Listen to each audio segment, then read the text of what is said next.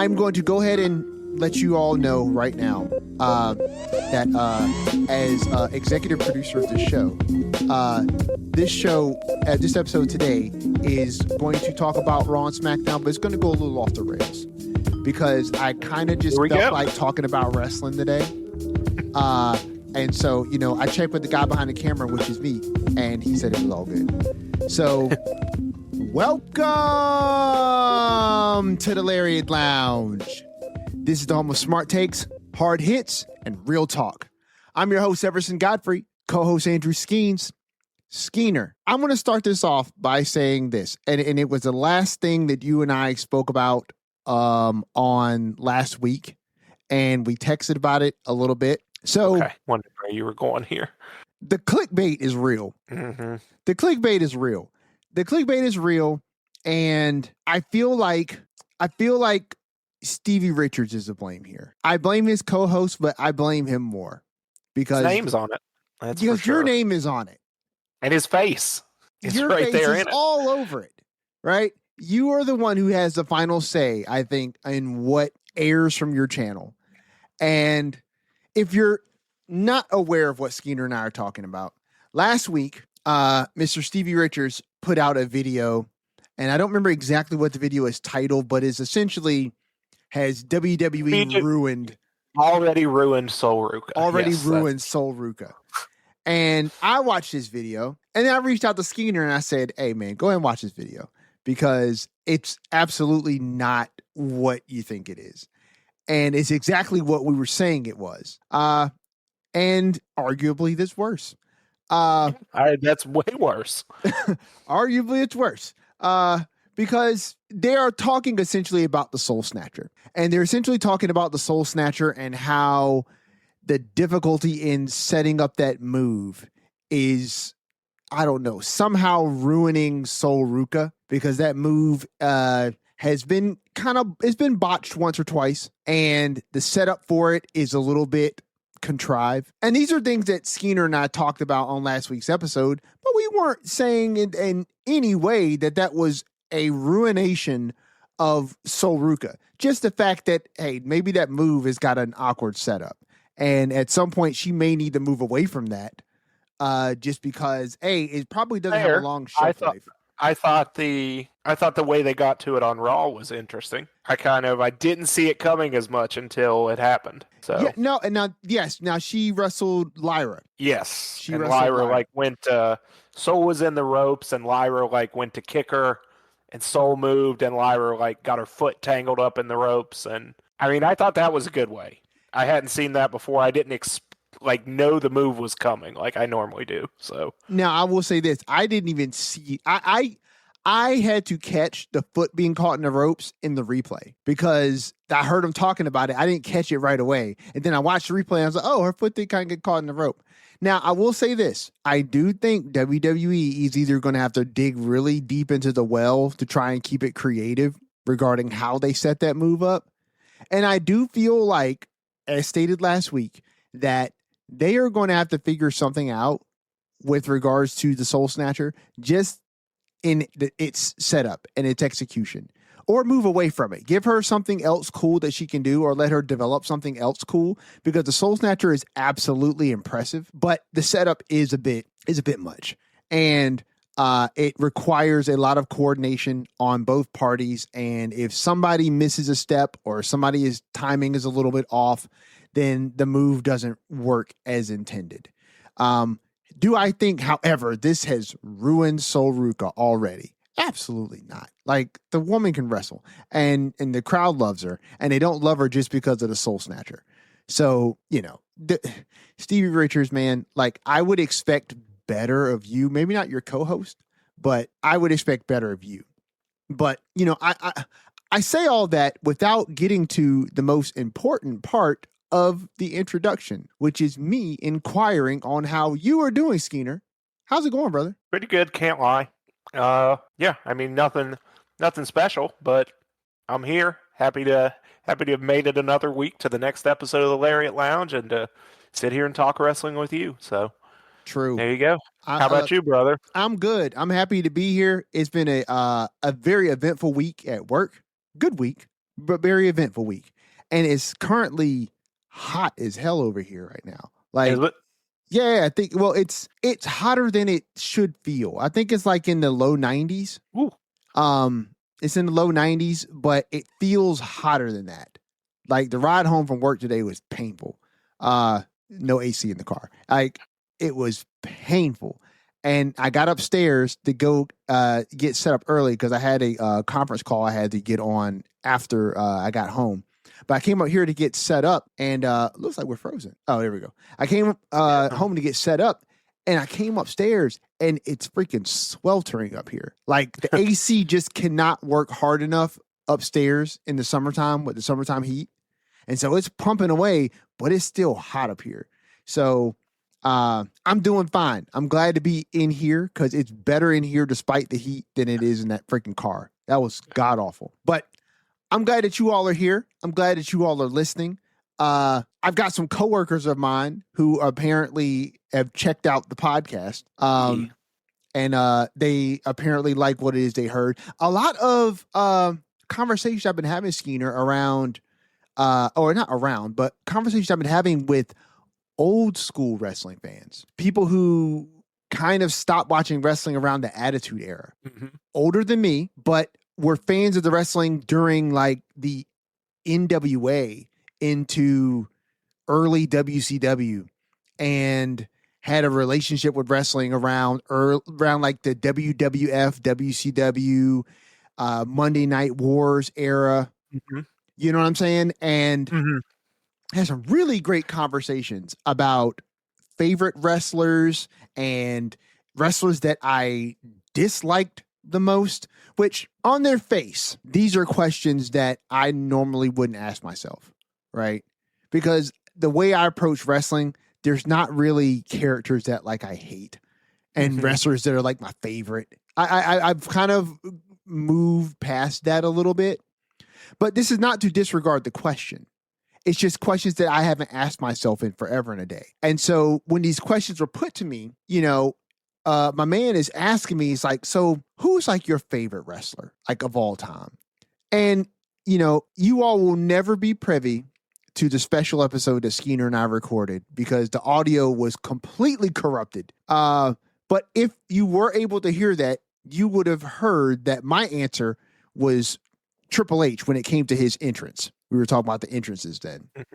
But when I answered that question at work, Skeener, I think my answer was also Triple H. And it was fueled by the conversation that we had. And you know, I'm going to go ahead and let you all know right now that as executive producer of this show, this episode today is going to talk about Raw and SmackDown, but it's going to go a little off the rails because I kind of just felt like talking about wrestling today.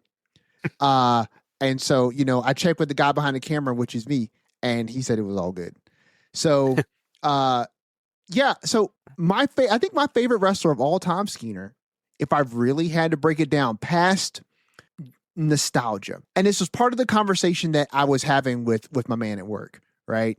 And when he asked me that question, I thought about, firstly, I haven't asked myself that question in a very long time.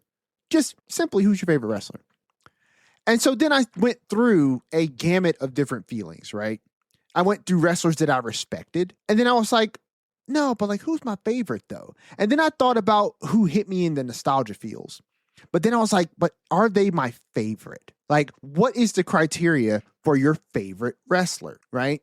So I want to ask you that question before we start getting into this conversation, right? What would you establish criteria-wise if you were trying to denote who your favorite wrestler was? I don't think I'd put criteria on it. I think that's where you're maybe leading yourself astray. Okay. To trying to be too objective with the criteria and add up the numbers of who puts how many and what column. And sure, I just think you just know it. You know your answer or you don't. Yeah, I hear what you're saying. And here's the reason why I broke it down the way I did, right? My initial answer was Randy Savage, right? Okay. And I told him that, and then I kind of walked it back. Not because I don't love Randy Savage, but I started thinking to myself, like, what is it that I love about Randy Savage?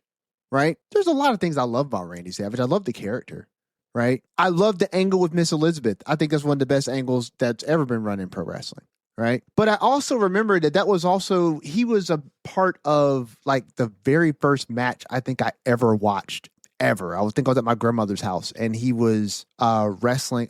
Ironically, I think it was on like a Saturday night main event back when it was like a normal show. Yeah. And he was wrestling. I can't remember who he was wrestling, but he was wrestling on it.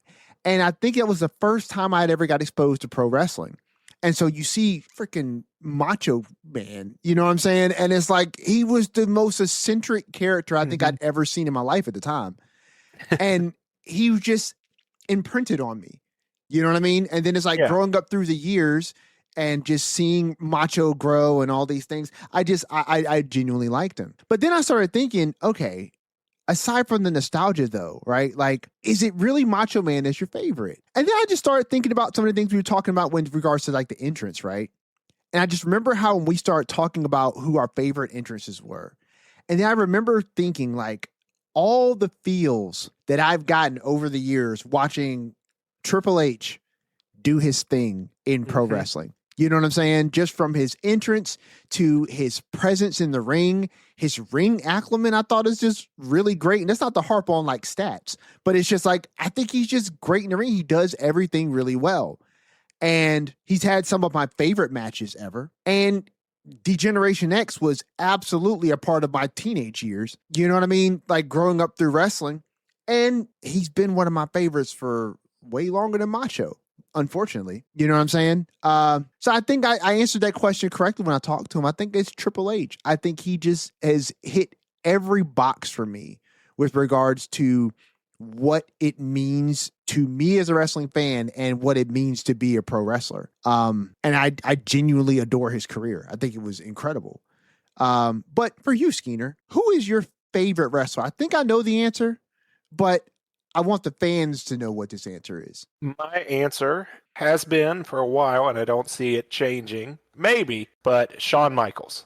Yeah. Is my favorite. Just captivating. Obviously was exposed to him in his first WWF run as a kid in the Attitude Era, so I got kind of my first exposure was like D-Generation X Shawn Michaels. Yeah. And then his career ending. And then, I get out of wrestling for a few years and I come back and here's Shawn Michaels back still in his second run and arguably another one of the greatest careers of all time, his second career. Absolutely. And just every time he was on my screen, just captivated. Yeah. And in kind of I don't know, there was just that connection there with that character and him as a performer. And I can't really put it into any special words. I mean, people are going to say, like, look, he's one of the greatest in the ring of all time. Like, he is. But the connection was just there. And every time he was on the screen, I was rooting for him to win. Yeah. Like, regardless of anything else, like, want Shawn Michaels to win. Yeah. I mean, I have a couple that are, like, right there, close seconds. I mean, Eddie Guerrero is up there. Yeah. In the same way, like just what a charismatic performer, always delivered no matter what he was in, especially in his I loved all his later WWE stuff up to his unfortunate early death. All that stuff was so good. Like that was right when I was getting back into wrestling, was right after his title run. So I have everything with I have him and Booker T going at it. I have him and JBL. Yeah. Of course, the Eddie and Ray series. And then Eddie, a little bit of, we got Eddie and Batista. Like, all that stuff was so good. Yeah. And then, I mean, we'll talk about it a lot. I would be remiss to think Roman is not getting close. Okay. Like, especially with this stuff. And then, for the nostalgia reasons, Goldberg is right there. Like as a kid, just growing up being, 5 to 7 years old in that Goldberg run was just I mean, that's a connection. Like that is, yeah, definitely born of nostalgia. But I will always appreciate that, Yeah. and just that was the absolute coolest thing to me as a kid was Goldberg does his entrance, he beats someone up in a minute, spear, jackhammer. We'll catch you next Nitro. Like that was peak for me. Yeah.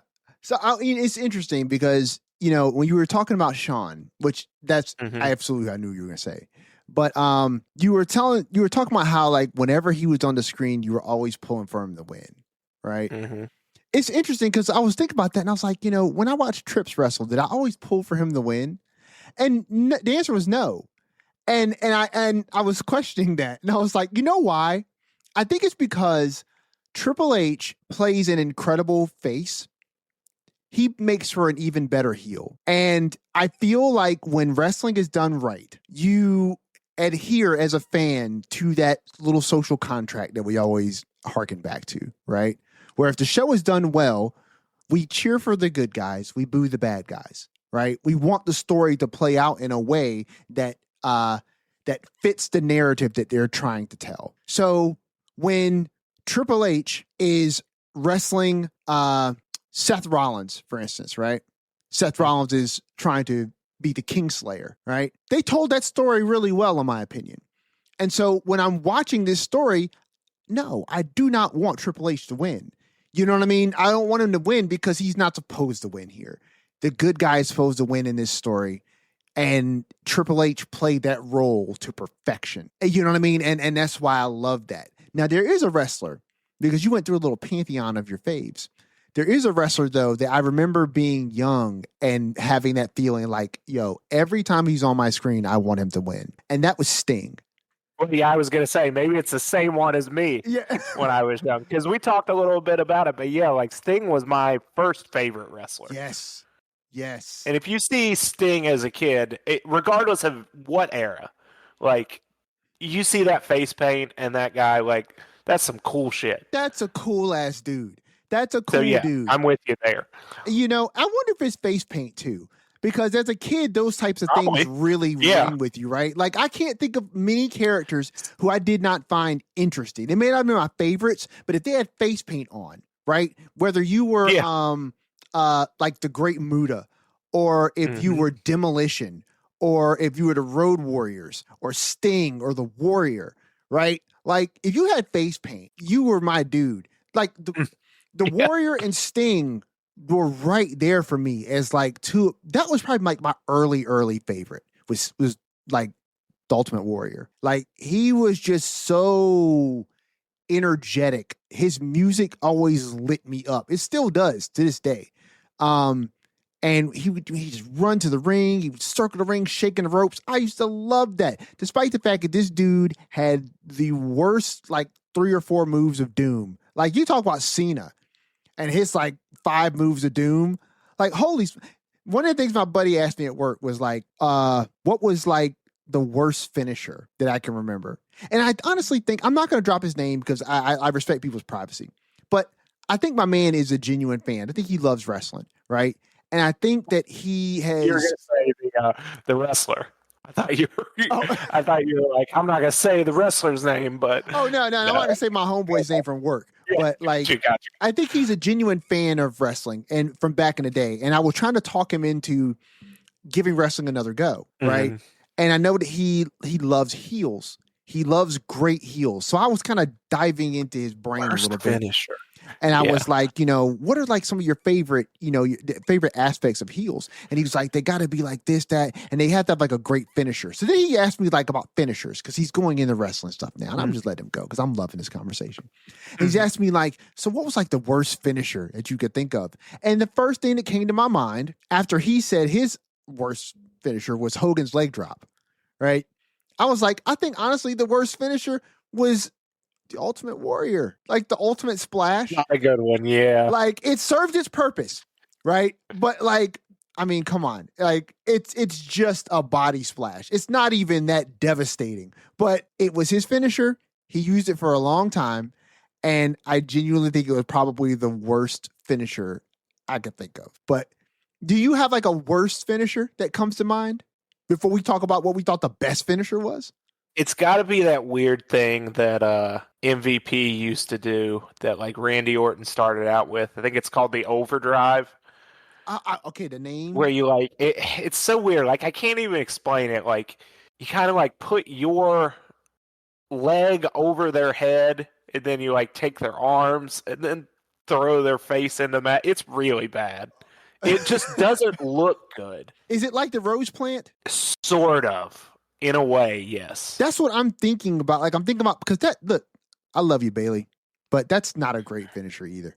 That's not a great finisher. Rose plant is not great.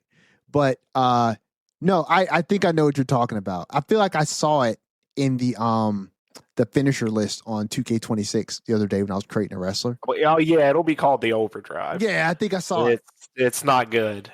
No, it's if it's what I'm thinking, it's not great. But what do you think was like the best finisher or your favorite finisher? That's the better question. Your favorite finisher. It's gonna be taken right from my favorite wrestler list. Okay. You're gonna have the Sweet Chin Music just because that was even before the RKO was coming out of nowhere. The Sweet Chin Music was coming out of nowhere. This is and true. He could hit it on anyone at any time, and just the way Sean did that kick and how he always was slapping the leg perfectly, like it was great. Yeah. And then the other one, for nostalgia reasons, is going to be the jackhammer. Okay. Like yeah. I just thought that was so cool as a kid. I still do. Like picking them up in the suplex, holding them if you can, and then the power of just the power coming slam over finish. with the arm. Yeah.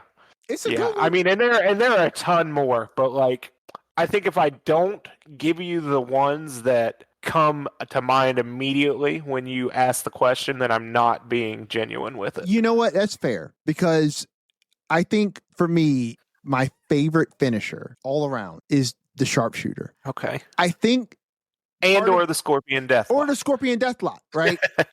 I love that finisher because for some reason the struggle of a submission to me is it almost rings real. You know what I'm saying? Like it almost rings real because sometimes even though I have a wrestling mind, right, and I accept the kayfabe, right, there's something about the idea of putting someone in a hold that, like, if you just change the grip position, you could actually be hurting someone. You know what I mean? So the idea that they would submit because they just can't take the pain, right? It's why I love the sharpshooter. It's why I love the figure four. It's why I always love the freaking sleeper. The sleeper used to be my favorite finisher. Like it didn't matter who did it. Yeah, I used to love the sleeper hold. And it's just like, make them go to sleep, dog. And just make them tap out or make them pass out. And you make it work. But I think the sharpshooter specifically, because WWF did a really great job of painting Bret Hart as the excellence of execution, right? Mm-hmm. Maybe he was boring, right? But he was portrayed as this ring technician whose moves were crisp. Nobody was going to put a hold on a suplex thrown better than Bret. And so when Bret would put you in the sharpshooter, which by the way, awesome name for a finisher, right? Mm-hmm. And with your moniker being the Hitman and your finisher's the sharpshooter, that it worked. And then when he put people in the sharpshooter, I will never get the image of Austin in the sharpshooter bleeding from the face, you know what I'm saying, out of my mind. And Austin, for as tough as he is, and for as much credit as you give him for not tapping, passing out still means you lose. And you know what I'm saying? And it's like, you can hold on if you want to, but if you pass out, you're still going to go down. And I love that about that finisher. And I think WWF just sold it in a way that WCW didn't sell the Scorpion Deathlock, which they did, but it just didn't sell it the same way. And because of that, I always felt like the sharpshooter. And I took what you said, which is like, if it's not the first thing that comes to your brain, it might be a bit disingenuous. And the first thing that came to my brain was not the Scorpion Deathlock, it was the sharpshooter. But you know who else did a hell of a sharpshooter? Who's that? Shawn Michaels. He did. 1 for 1, baby. He did. So good. Bret gave up immediately. Yeah. Vince made sure of that. I saw the hold go on. I saw the bell ring. Yeah, I saw Vince call for it too. And they didn't capture. Hey, listen, what a botch. I mean, we're talking about a botch spot, right? You didn't cut away. You didn't cut away enough to catch Vince not call for the bell, right? And listen, maybe it's better that they didn't, because I think that if you didn't have that there and it kind of almost got worked more as an angle, which is what they tried to do initially, I don't think it would have flown as well as it did. When, not as well as it did, but the Montreal Screwjob is just such a historical event in pro wrestling. And this was back before the days of social media. So if you didn't catch Vince on camera doing that, I don't think it would have caught on with people as much as it did. But you saw it, and then when the story came out behind it, and then you see Vince do it, it lends credibility to, to Britt's claims that like the match wasn't supposed to go like that. And Vince called it because his whole backstory of his contract expiring, not wanting the title to go to another brand, even though that wasn't Brett's intention to do that, but you pulled the trigger anyway. And I mean, what a story. What a story that is. What a story that is. And it always gets me to, like, Vince goes to the back and lets Britt get like a free shot on him. Yeah, who was it? He said he's gonna want to hit me, and like, you just let him. You just let him do it. You let him do it. God, gotta love Vince. Listen, I will admit, I think that is a square deal move. I mean, listen, first of all, you really did screw him over. You really did screw him over in front of his countrymen, right? And his only ask was to not drop the title to Shawn in Canada. I'll drop it the next night, but your desire to not have that championship potentially go the way of Hall and Nash or Alundra Blaze specifically. Did you imagine the Lariat Lounge episode post Montreal Screwjob? Oh my gosh. And me just acknowledging our Heartbreak Kid.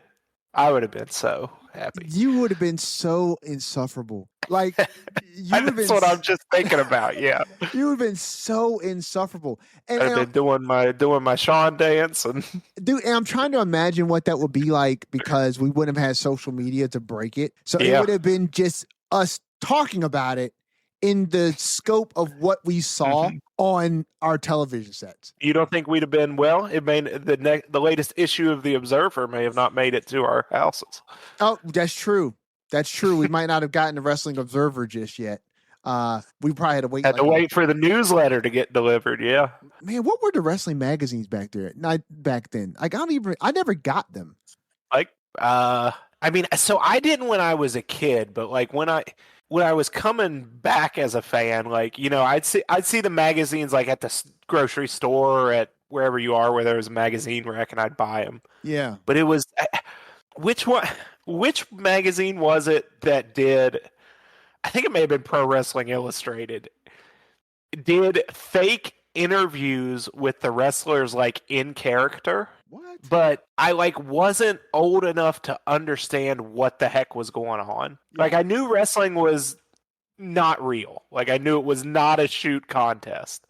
Yeah. But I'd also be like, wait, what's going on? Like, is he actually interviewing Shawn Michaels? And like, is Shawn actually talking like this? But then come to find out later, like, no, these are just like the writer making up the interview. Like, he didn't actually talk to Shawn Michaels. He's just creating questions and answers as if he's asking the character this. So, yeah, okay. Oh, that's the one I was thinking about, what you just said, Pro Wrestling Illustrated. I didn't realize that's what it was called. I would see that, and then of course you had like the Raw and SmackDown magazines would come out. The Wrestler. And then, there were others, but I'd buy them occasionally. Like I said, when I'd see them on the magazine rack and stuff. But yeah, my mom would. Man, never buy those I wish I could come across. So my mom wouldn't, but my dad would. So pros of divorced parents there. Like, my mom was anti-wrestling, and my dad would like take me to wrestling events and stuff. So it was pretty fun. So that's the one thing I regret. Like, I try not to live with a lot of regrets. Yeah. But I regret not having wrestling events in my childhood. As an adult, I could have more wrestling events in my life, but in the year of our Lord 2026, wrestling events are expensive. And They are. you know what I mean? And though the WWE is bringing back some of their live events that are not Raw and SmackDown and PLEs and stuff like that, they're very sporadic. When they announce them in blocks, right? And those tickets are also not cheap, and they may not be close by. And as an adult, you have bills and a job, and you know what I'm saying? And it's like you can't always just kind of take off and do these things. So it makes it a little bit more difficult for me to put these things into a schedule for me that would make fiscal sense. Financial time wise, it's difficult to plug in, but I wish back in the day I could have taken advantage of that. My boy at work had a similar experience to you, and he's older than both of us, but he remembers when like the territories were still doing shows, the late territory days before WCW got their TV deal and really started eating up a lot of the smaller territories. He remembers going to like territory shows and then checking out like early WCW shows, and just when they were around and tickets were cheap. And I was like, that's sweet, dude. That's something I wish I had in my memory. So I don't have great memories of it just because of how young I was, but I know when I was 5 and 6 years old, WCW did both. They did a Nitro and a pay-per-view from Charleston, West Virginia. Yeah. Where I grew up, where I was born and grew up, and that was pretty cool to be able to experience. I remember the incredulity and disappointment when I got to that Nitro, and I was like, "Oh, they're not playing the announcers like over the loudspeaker." Oh, the reality. Because like, what would you think about that? Like as a kid, because like all you know is wrestling's on TV and there's always announcers, and you get there and I'm like, I can't hear them. Like, what is going on?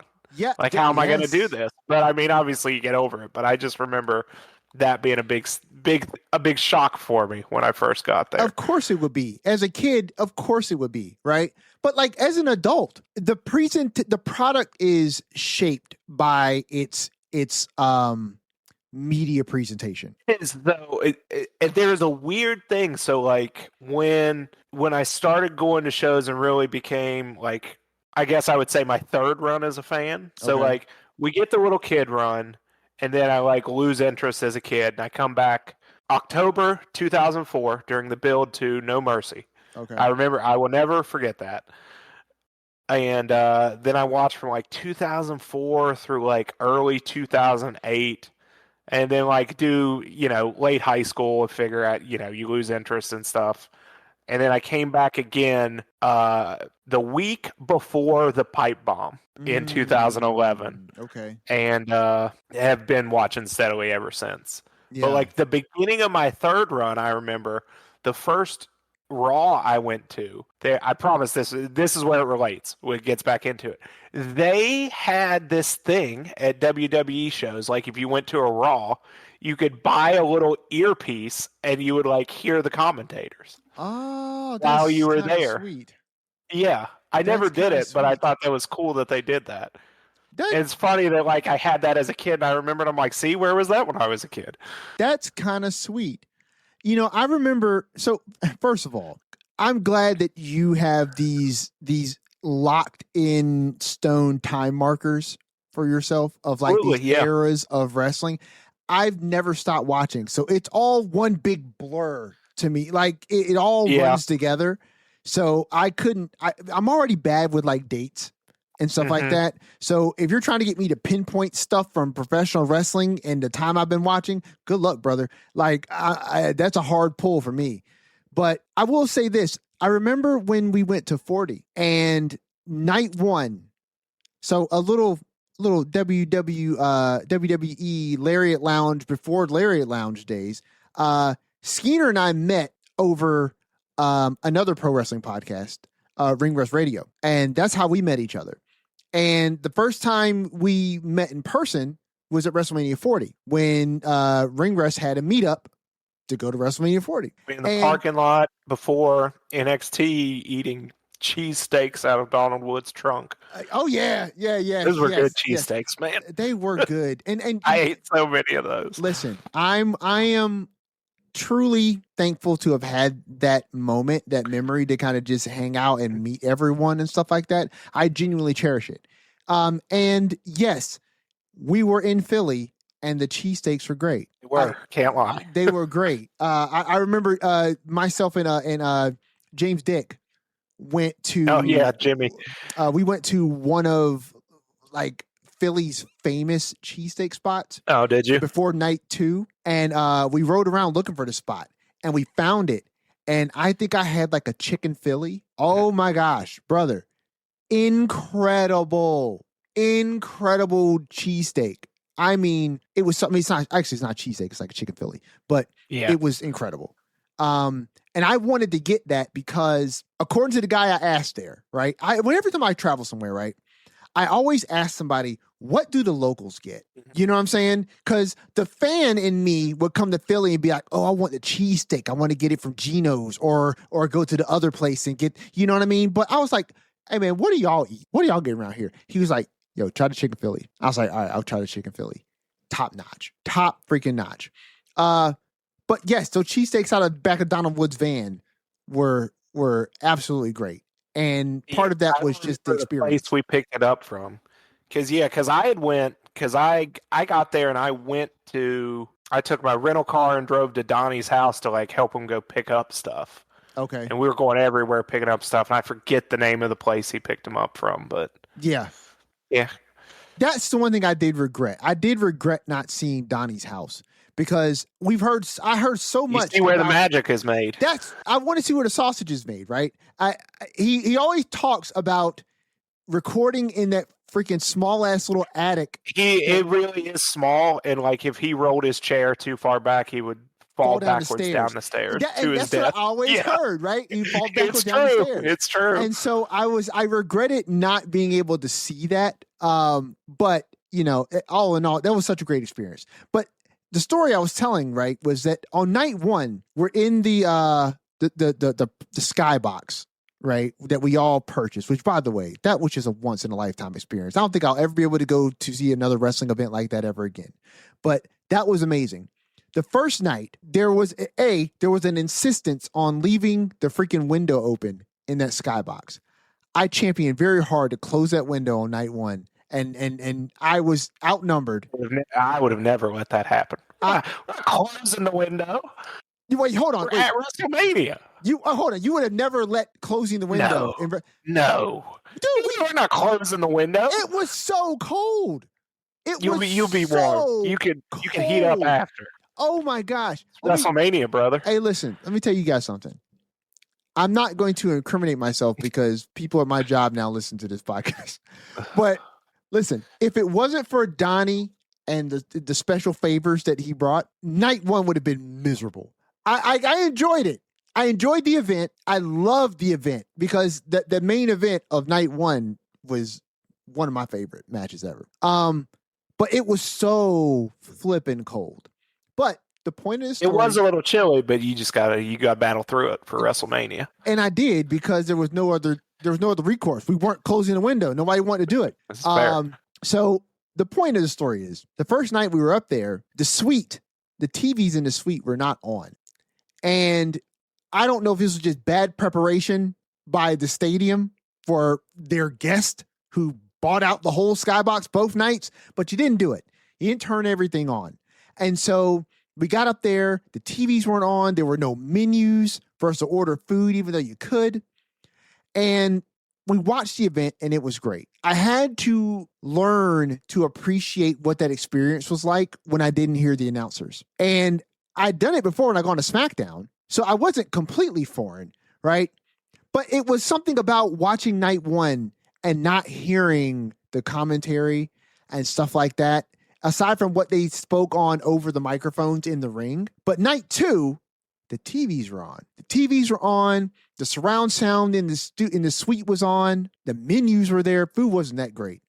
And it changed the entire experience. Being able to look out of the window, see what was happening, and hear the commentary through the PA changed the whole experience for me. Yeah, it was so that the WrestleMania, like I've been lucky enough to go to plenty of like Raws and SmackDowns and live events and, PLEs over the years, which is always a great experience. But that WrestleMania was so different because of where we were, like in that box. And for anyone that's listening that knows, like this is an NFL stadium. If you're familiar with it, like between the lower and upper deck, there's usually the club level and then a row of suites, like in the dead middle of the stadium. But when you think about what we were doing, which is from one of those boxes on the ring of the stadium, we're watching the wrestling occurring in a ring in the dead center of where the football field would be, essentially. Mm-hmm. And we're watching, and there's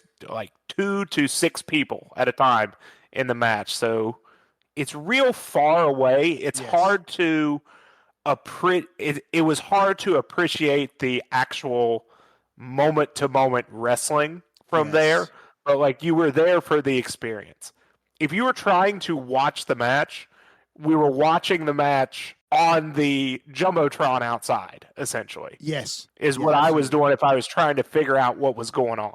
Yep. Like actually in the match, like move for move. But I wouldn't change it. It's just that was such a different experience. Oh, absolutely. It was an experience. And I will say this, I thought about that too, right? The first night, I really embraced the experience because like you said, and it's the God honest truth, everything was so small from a distance. You're so far away. There's no way. There's no way, right? And without the commentary, right, it's hard to tell oftentimes what's going on. But that first night, I just kind of soaked in the experience, right? One, meeting all these people that showed up for this suite that I have talked to over months and some people over years, right, over this podcast and never met them in person, putting faces to names and just kind of knowing that, oh man, I'm sitting right here and we pretty much just existed as voices on monthly Zoom calls to each other. Monthly Zoom calls. Yes. I mean, and some of you guys that had been listening to Ring Rust were listening before I started listening and interacting before I started listening. When did you start listening? It's been a long time, but it's been a long time. I know it was right after WrestleMania 30 for me. Okay. Actually, no, it was before. So I think it was like September 2012 is when I did. I'm trying to think, when did I start actually listening to Ring Rust? No, I was right. It was right after WrestleMania 30. I'm getting my years confused because I know it was before I met my wife. So that was late August 2013, but it was after 30. I think it was the WrestleMania 30 recap episode is when I started listening. So I know that I had started listening to Ring Rust before I met my wife, and she and I met. Wait, when did you meet your wife? What year? Our senior year of undergrad. So that's August 2013. Okay. I met my wife in 20, I think it was 2013. Mm-hmm. There you go. I think I met her in 2013 as well. I know because I was in my car accident in 2013 and we were together during that car accident. I don't think we met in 2012. I don't know. I have to do the math before I talk to her. But yeah, I think it was right around that time, but I had been watching or listening to their podcast before I met her. We were probably around the same time. We were probably right around the same time. I don't know when I joined and started doing the calls and stuff. Yeah. I remember the first time I interacted. Probably 2015 or 2016-ish. When were they started doing that that app? I think Donnie and BG were doing that app where it's like you could interact with them through this app. Yeah, I never did that. That was the first time I interacted with them, was during that app. I reached out. I remember I was at my parents' house at the time and I was listening to the podcast. They were doing that thing and I went and interacted with the app. Yeah, what was that thing? I cannot remember the name of it freaking app. I don't know. But it was some little app they were using to kind of interact with folks. And I did that. Then that was the first time I interacted. But, I'm talking to people who, I'm sitting next to people in this suite that I have been talking to or around for years at this point. And I was just enjoying that experience. And dude, if you've never been to WrestleMania, it is so much bigger than you think. Like, it is such a grand event. And I didn't take many pictures when I was there. I took pictures when we were outside. Some, you know what I'm saying? We were going in because I wanted to catch how big the crowd was. And some pictures with me and Jimmy were around Philly. And I took some pictures when we were at Donnie's van hanging out. But I didn't take a lot of pictures because I was really soaking in the experience, right? I really wanted to be present. And I remember there's one picture that I took from the suite of WrestleMania Night 1. And I didn't realize that I had held the button down when I was taking a picture. So it did like a little short video. Yeah. And I watched it back when I was sending the pictures to Donnie because he did that recap little video thing of WrestleMania 40. Mm-hmm. And I sent him a ton of pictures of stuff I took, and I didn't realize that was a video. And so I looked at it, and I just remember seeing like all the lights and the stage, and it was all moving. And I was like, oh man, this is such a big production.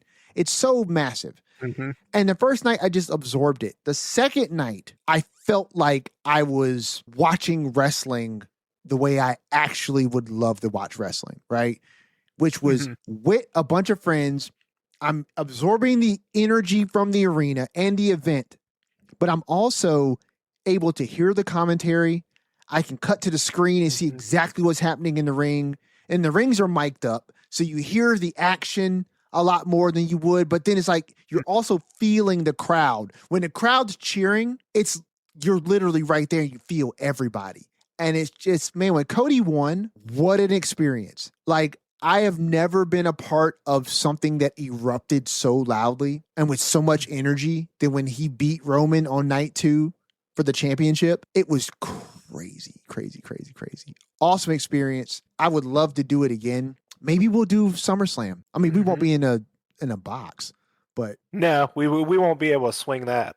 Unless we will if we get a nice donation. Anyone wants to donate to send Everson and I and you to a suite in Minneapolis. Oh, there you go. We ain't gonna be if we did go, which by the way, I'm trying to talk myself into this existence, but the likelihood of that happening is not happening. But I would love to maybe go. Or maybe you know what maybe we'll do? Maybe we'll do what we intended to try and do for WrestleMania. Maybe I can get to Milwaukee and we can watch together. Can get right now. So VIP club in a suite. Oh, you're about to Minneapolis, $2,800 per ticket. But that's for both nights. Yeah, and that's for one seat. Per. Yeah. So just as a FYI, folks, when we went to 40, we bought the whole suite. That was to be fair, this is retail, and that was like we were getting it as a first offering, which is a little different. Yes, and we got it through a friend of the show, Leon CK. Leon CK, who set that up for us. I think he does like events and stuff like that. Yeah, and he set that up for us. But it was far more expensive than anything I think I would have ever spent on any seat for any live event ever in my life. But it was a once in a lifetime opportunity. I couldn't miss out on this. I'm glad I didn't. And I'm glad I didn't buy what I wanted to buy. So I was hell bent on buying a championship belt when I was there. I wanted to have the entire experience. And I told my wife, I said, look, I've got the credit card. I'm not going to do anything stupid, but what I really want is a belt. You know, if I can find one that's reasonably priced, that's a stupid statement. I'm going to get one, right? Man, I went there. The cheapest thing I found was a scalper outside of night 2. Yeah. Who had one when I was walking by. We had just left the Hard Rock Cafe, and Ric Flair was in there acting a fool. And I do remember that. That was that was something. And we were walking across the street going into night 2, and there was a guy standing outside, and he had I want to say it was like a big gold. Yeah. And he was selling it, and I was like, okay, this is my moment. Like, it's a scalper, right? Like, I know this isn't the official thing, but it can't be that expensive. And what I really wanted was a belt, and I could take it up into the suite and have everybody sign it and then put it on my shelf, right? Cool. That's what I wanted to do. And I was committed. I was like, okay, this dude's scalper. I said, hey man, you selling that belt? He was like, yeah. And he said, I said, you mind if I hold it? He looked hesitant. And Yeah. I wonder if he was hesitant because he either thought I was going to run off with it or he knew the quality of what he was about to put in my hand. It probably was a combination of both. But he reluctantly let me hold it. I promised, man, I'm not running away. I held it. When I felt the weight of it, I felt the quality of the leather. I still almost bought it. And I asked him, how much was it? And then he was like, oh man, look, I'll cut your deal, man. I'll sell it to you for like $250. And I was like, not for this. Yeah. Like my sensibility started kicking in. That part of me that was like, I'm gonna get a belt at all cost, right? Had been looking for a belt all weekend, right? And I've been seeing all these prices that were outrageous, but the belts the ones at WWE World are expensive. Bro, I never got. Did you get to WWE World? So I went on Monday. Okay. Before my so my flight home was late later on Monday, so I went Monday morning. Okay. I didn't get to go to the only thing we went to NXT and both nights of Mania. And then me and Jimmy went and ran around Philly and ate some food and tried some things and stuff like that. But I didn't get to go to like WWE World. I kind of wanted to. And at one point, I almost tried to stand in that line when we were going into Mania. Because I went downstairs like, I'm going to buy a belt. I think it was like night one. And I was like, the merch lines are something else. Out of the building. Yeah. And I'm just like, all right, listen, who stands in line that long and misses that much of the show? I'm when I saw the line, I was like, there's no way I'm doing that. Dude, people do weird shit. Like they do strange things. It's funny. I was talking to my wife about this last night, right? I feel like I was watching Raw or SmackDown or something, right? And the wrestlers were fighting and they were wrestling outside of the ring area into the crowd. Mm-hmm. And the wrestlers were coming right up on some people. And as the wrestlers are coming right up on these people, this guy, instead of being in the moment, right, and experiencing this. I think that was in Clash. Pulls out his phone. I think that was Jacob and Roman, right? Yeah, and he turns around, right? And it just it's so strange to me that you live vicariously through yourself. Yeah. That's the craziest thing to me. It's almost like for some people, if it's not on your social media stream, it didn't actually happen. Yeah. You know what I mean? And it's like, I couldn't imagine having seats like that, right? Paying that much money and then having the gracious luck to have Roman and Jacob in the main event, right? Wrestle right up next to me. And I'm not in that moment because I turned my back to pull out my phone. Yeah, doing that was a bit much. It's crazy to me. Like, I don't see how you, like, it just does not compute. But some of us are built different. You know what I'm saying? Like, we're just built different and we don't absorb things the same way. And listen, I'm not hating. I'm just saying I don't get it. You know what I'm saying? I don't understand it. I would much rather regale you with amazing stories about WrestleMania 40 than to have a bajillion pictures and videos that I took at WrestleMania 40 while I was also not present in the moments that these things were happening. You know what I'm saying? Mm-hmm. I can't, I don't know how you do that, but WrestleMania 40 was freaking awesome. The food sucked. In that suite, the food was trash. I feel like Jimmy ordered... well, you can't get the food they bring to the suites. You needed to we had access to the club level. You just had to walk out and walk down to the club level and get the food that was not delivered to the suites. Did you have that some stuff? Of that food? Is never. I went to the club level and got concession stand food. What did you have? I don't even remember. I don't remember what I had. I don't even remember, but it was probably fine. But I think it was never fine. Get the stuff they give to the suites because it's overpriced and low quality. Man, look, Jimmy was sick after those hot dogs. I never had one. I don't think I saw those hot dogs, but he ordered some hot dogs and he ate them hot dogs and was sick as a dog afterwards for the majority of night 2. And in fact, I think I remember seeing them hot dogs. They look so pink. Just not well done at all. You would think, I think you can get catering in those things too, and not like the stadium catering. Like you can get it's food different. delivered. Like they have they'll all have a contract with someone like a Sodexo or something. Yeah. And the suites have different food offerings, but sometimes it looks like it's better stuff, but it's like really not. Yeah. Because do you want a bad plate of fucking whatever, some pulled pork, or is that better than a good concession stand hot dog? I don't think so. No, I don't think so either. I wanted to order like a pizza, but I remember that pizza being so that's probably freaking like expensive. Yeah, it's gonna be like, I bet it's like a $65 pizza, and it's gonna be a horrible frozen pizza. I think it was. I think it was like a 12-inch pizza, and if I wanted to get pepperoni on that pizza, I think it was like $70. Yeah, that sounds about right for like sweet stuff.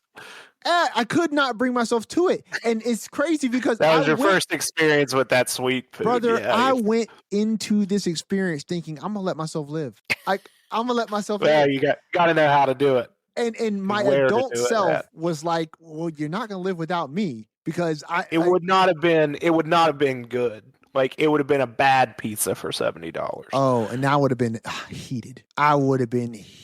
Yeah. I mean, I come from a world where if I pay $70 for a pizza, you know what I'm saying? They better take me out to dinner tomorrow night too. But like, that's insane. Yeah. Man, maybe I'll come to Milwaukee for SummerSlam, and do what we were gonna do for Mania. We could do that. Yeah. I mean, I think it'll be like off season around August. That will be, yeah. I mean, we could look at the dates. I don't think it'd be off season around August. The tickets shouldn't be that crazy. Maybe if I go start looking at them now. I mean, they fixed. Oh, it's actually. Oh, it's early August. Oh, it's August 1st and 2nd. I didn't realize it was beginning of August. Dang, that's actually not that far away. Yeah, I know. It's less than 2 months away from SummerSlam. Yeah, I mean, listen, we've only got like 8 Raws and SmackDowns. It's not that far. Now and SummerSlam. Yeah, it's not that far. Yeah, I may have to start looking into that and start pricing out the tickets. See what that's like. That's wow. I didn't even consider that. I did not even consider that. But that would be fun, though. That would be fun. Yeah, I would enjoy we could do that. So let's talk a little current wrestling, and we can feel free to deviate however we want. So I did not watch SmackDown. So to be fair, like both of these shows, I thought, if we were going to deviate, this would be a good week too, because a lot of matches, which they're having to have these King of the Ring and Queen of the Ring first round matches, right? But we don't get a ton of like story development. I didn't catch SmackDown, so I didn't see SmackDown. So I mean, we get obviously Gunther is upset, but I thought maybe you just completely correctly called what was going to happen. Okay. on our last episode, which is like, okay, Gunther comes out. He's obviously upset about being screwed in his match. Right. Cody comes out and does his thing. He's like, yeah, you're right. And you deserve a rematch and we can have it. Just quit whining. Then Sammy comes out and interrupts him. Gunther is, and this was, you missed it. This was the dumbest Cody has ever been as a character. That's hard to believe.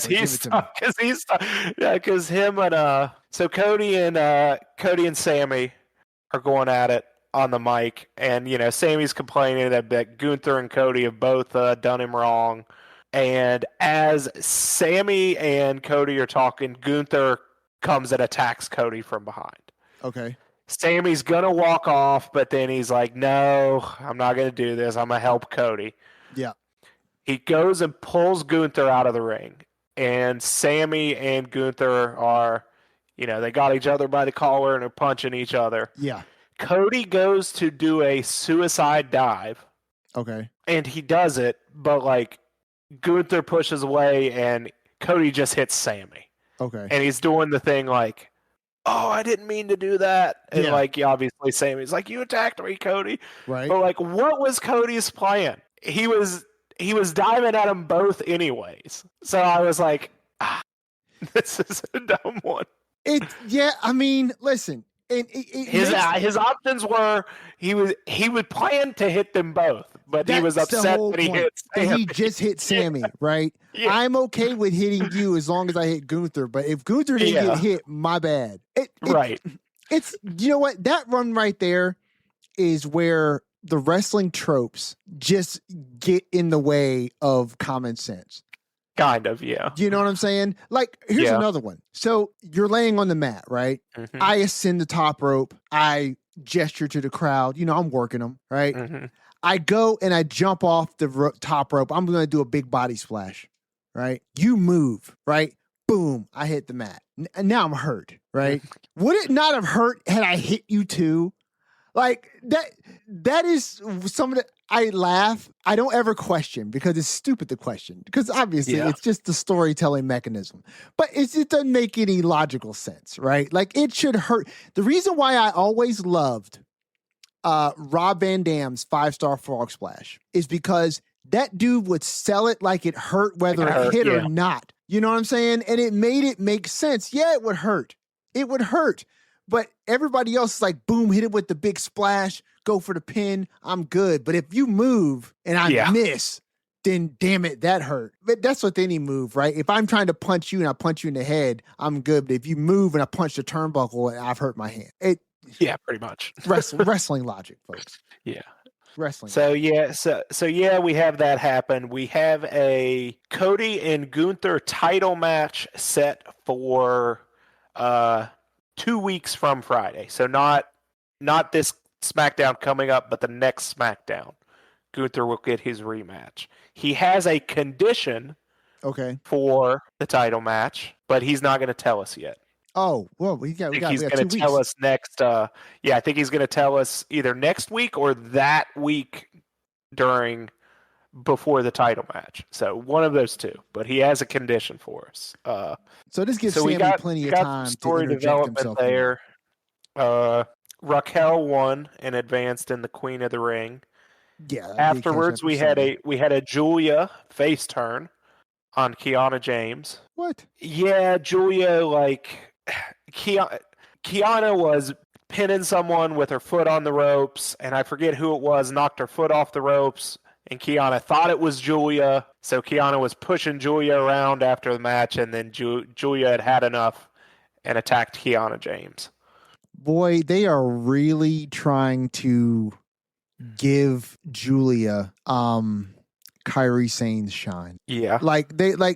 Kairi was being set up to have this massive babyface turn with the Asuka situation, right? Now that Asuka and Kairi are both gone, Julia is here. And you notice, if you look at Julia, her presentation last week, not last week on SmackDown, but the week before when she wrestled, her presentation is so different now. Like, she no longer has the blue hair with the braids.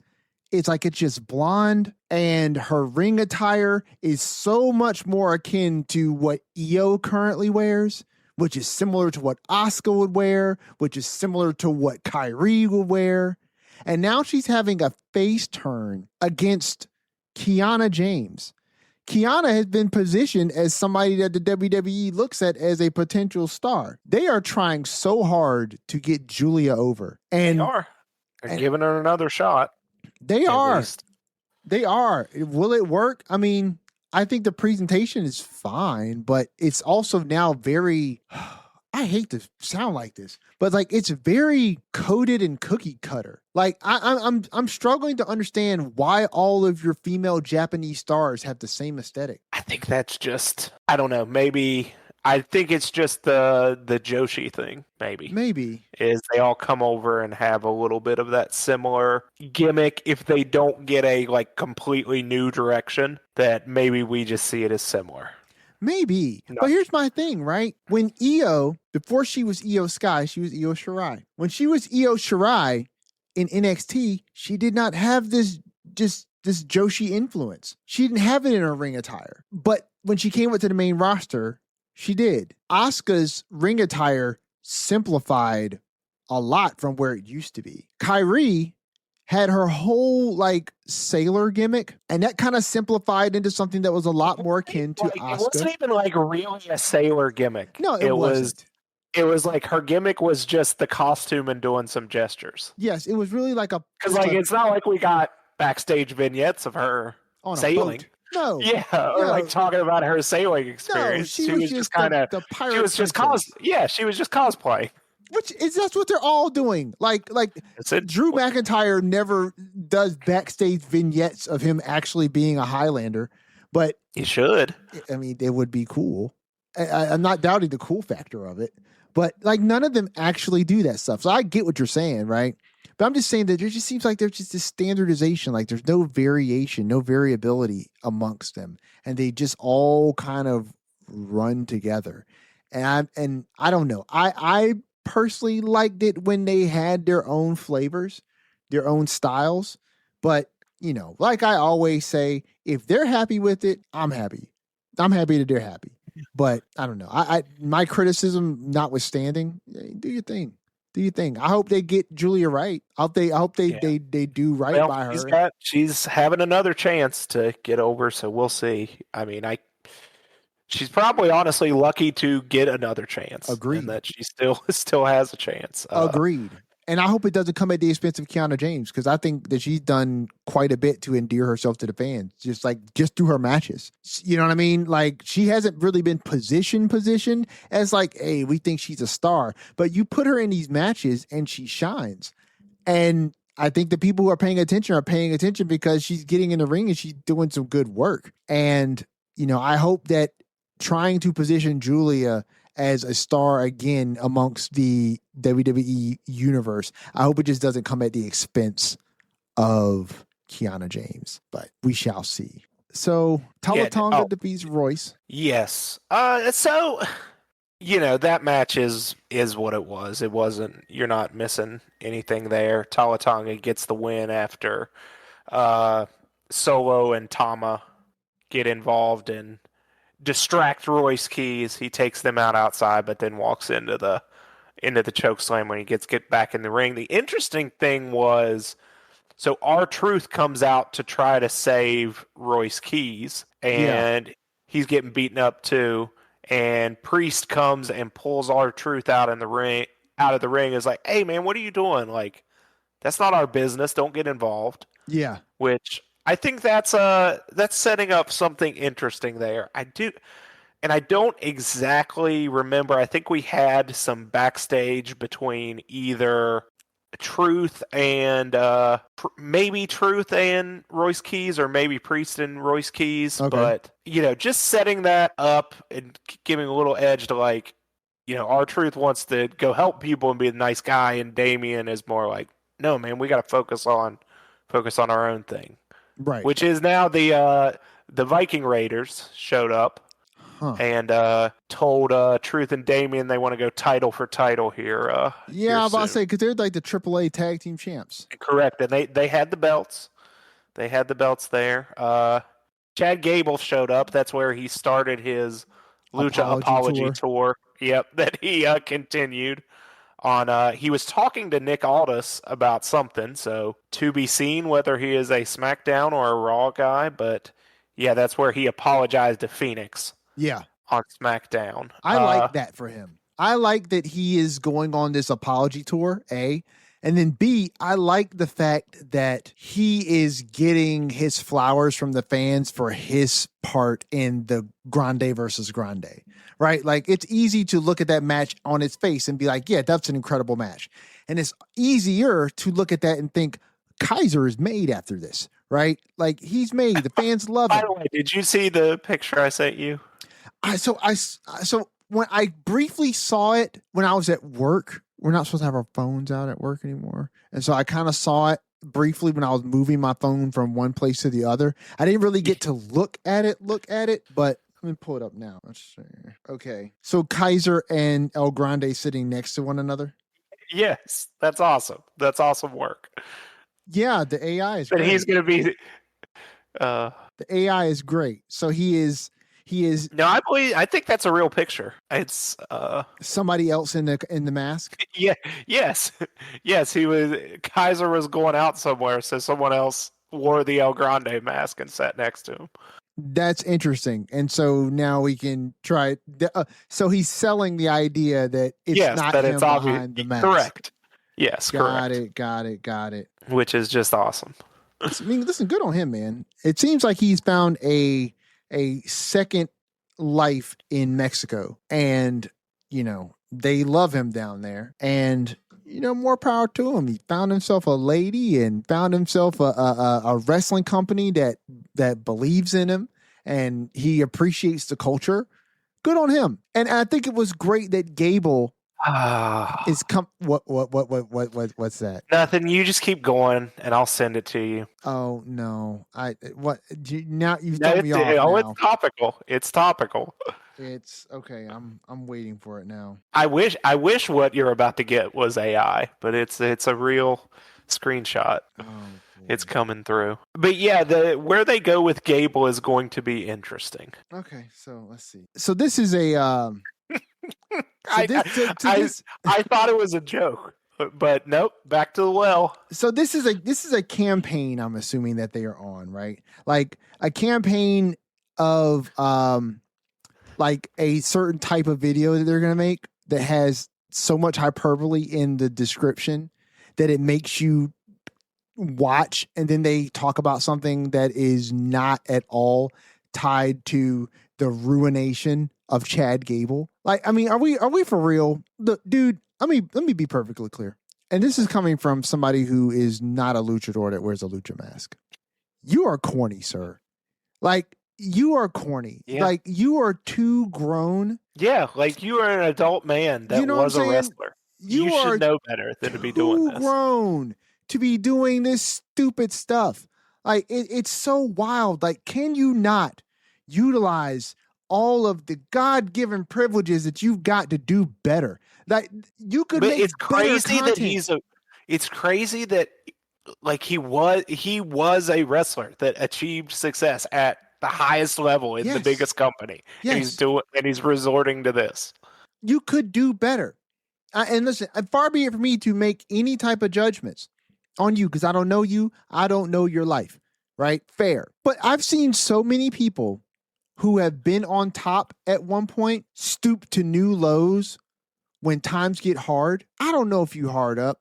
I don't know if the lucrative nature of the BS that your co-host consorts in has rubbed off on you, if the YouTube dollars are starting to make you not make sense. But for whatever reason, I have such a hard time respecting clickbait. Oh, there's no respect for me on that one. I have so hard a time finding a way to respect the disingenuous nature of clickbait titles. You are the National Enquirer of YouTube when you live and exist in that space. And I just think it's bottom feeding stuff, and I would like to think better of you. You know what I'm saying? But, I mean, what can I say, man? Look, if you feel like this type of approach works for you and it helps you to achieve whatever it is that you're trying to achieve, I mean, who am I to tell you what to do? You're Stevie Richards. You've done more in your life than what I would hope to do in that space. But I think in the space of trying to operate with a level of integrity, you know what I mean? Like, whatever little bit of ground I've made, I'm proud of that. And I would much rather have this podcast and the thing that we do live and die on the back of the integrity that we built than to gain some sort of following or gain more attention for putting out stupid stuff like that. So, if you're on YouTube and you're watching this and you think that I can't believe he did it. He did it again. I think it's a thing. After we started the show. I swear, brother, I think it's a thing. I wouldn't be surprised if he has a series of videos that he puts out that is like, has WWE ruined blah, blah, blah already? And then what they're talking about is something so innocuous that obviously they're not ruined by this. So they use that same mugshot image of him is used in like all the dumb videos. Yep. Like he's on the left and everyone else is on the right. Like that's the same face he has on the has WWE ruined LA Knight video. Yeah, listen, I will say this. The only thing he's doing as a service to himself with putting his stupid looking face up there in that stupid looking pose is not putting his co-host stupid looking face up there, because at least people wouldn't want to punch the screen. But I feel like if you put his co-host stupid face up there, I think there'd be a lot of broken monitors, because I think people would just instinctually punch and then be upset because they didn't realize what happened.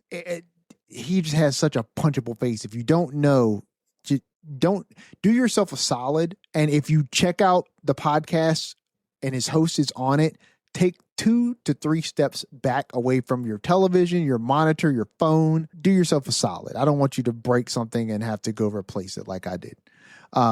I didn't break my monitor because, what's his name? James Romero, or I think that's his name. I don't remember. I think it's James Romero or something like that. I tried to give one of those videos a shot, and I couldn't deal with that guy. You're right. He's insufferable, dude. He is insufferable. Yeah, I will say that. My God. Anyway, so the one other thing from SmackDown, I guess it's not really story advancement or anything new, but I thought Tiffany did some of her better work on the mic. Okay. And her and Charlotte had a bit of an interaction. Rhea came out, and the crowd was loving seeing Rhea. She looked a bit hobbled. She had a little like knee sleeve on. Doesn't seem to be anything. Yeah, doesn't seem to be anything serious. But they said Rhea isn't cleared to wrestle, and so Charlotte came out. And, she's stepping up to Rhea, and then Tiffany does too. Tiffany and Charlotte had a little interaction, but I thought it was a really good promo from Tiffany. She seemed really comfortable and just came off well. Came off better than I think she had before. And then we did later in the show, they showed a Blake Monroe vignette where she was directly targeting Tiffany. So we'll see where that goes. I know they've run a few vignettes with her or promos of her imminent arrival. Yeah, but now she was directly talking about Tiffany and alluding to the fact that, okay, the characters are somewhat similar. At least Tiffany's, beginning character in NXT is very similar. And Blake was essentially giving her there's only room for one of us, and it's going to be me. Yeah. Well, listen, I am anxiously awaiting Blake Monroe. I would like to see if the main roster suits her, if it works for her. I think sometimes as a pretty blonde, you can kind of get washed away in the sea of blondes. And so how you differentiate yourself, and maybe she can do it. I don't know. It's always interesting because that type of gimmick has not always had the best history in WWE with regards to success rate. You know what I mean? Yeah. So, and to be fair, I feel like Blake Monroe, what was her name in AEW? Mariah May. Okay. So I feel like she came over to WWE with more fanfare than her NXT run has equated to. And sometimes I wonder, Skeena, I'm no conspiracy theorist, but sometimes I wonder if some people who come into the WWE umbrella and they're high enough profile, if they have it in their contract that they have a run on NXT and then it's in their contract to make a main roster ascension, right? Versus you go to NXT, you prove that you can belong, and then if you do, then they'll pull you to the main roster the way that their homegrown talent is, right? I don't believe their homegrown talent has something guaranteed in their contract that says that they will have a main roster run. But I wonder if you come into the company and you have a higher profile, that's written in your contract that you will ascend to the main roster at some point. Because sometimes it doesn't make sense to me why some people will come in with so much fanfare, so much buzz around them. They hit NXT and then it's like you lob things at them. Title opportunities, title shots, all these different things. They come to the main roster and they don't even land. They don't even land like that. We were just talking about Julia, and hopefully Julia can have a second life now. right? But she came in right alongside Stephanie Vaquer, highly touted, right? Goes to NXT, wins a bunch of stuff, comes to the main roster, and she kind of lands with a dud. And it feels like it's not proof of concept as much as it is you showed up with a big name. You're gonna go to the main roster. That's how we keep you, right? Because I mean, Ricky Saints, did he really do a huge impact in NXT? But he's at the main roster now, and he's put in some pretty decently positioned angles, but he was a pull from AEW. So it's like, do you rope him in with the idea that like, hey, you're going to do some NXT stuff, but we're going to put you on the main roster. And, because it's in your contract, they got to put you on TV whether you're landing or not. You know what I'm saying? Like, it's just not corroborated by anything, folks. This is just me thinking out loud. But it's odd to me when I think about the Julia situation, because she was dudding for so long. We're talking about her second run right now. Like, hopefully they'll get it right. But I've known so many wrestlers, or watched so many wrestlers who came in, and if they thudded the way that Julia thudded when she came in with the fans, they'd not be running a repush of her right now. You know what I'm saying? Like, they'd be shipped back down to NXT, or their contract would have just expired. Yeah, I mean, I don't know. I could see it in some cases. I doubt someone like, Blake Monroe or Ricky Starks has that written in there, but maybe. Who knows? I mean, I don't know. I'm just assuming either way. Sure. Well, I mean, seems like a lot they would give for someone of, no disrespect. When I say caliber, it's obviously like their notoriety on a global scale. Sure. I would like to see a Britt Baker come to WWE. I mean, last time I checked, she's still on the outs with AEW, and she's not performing for them. So.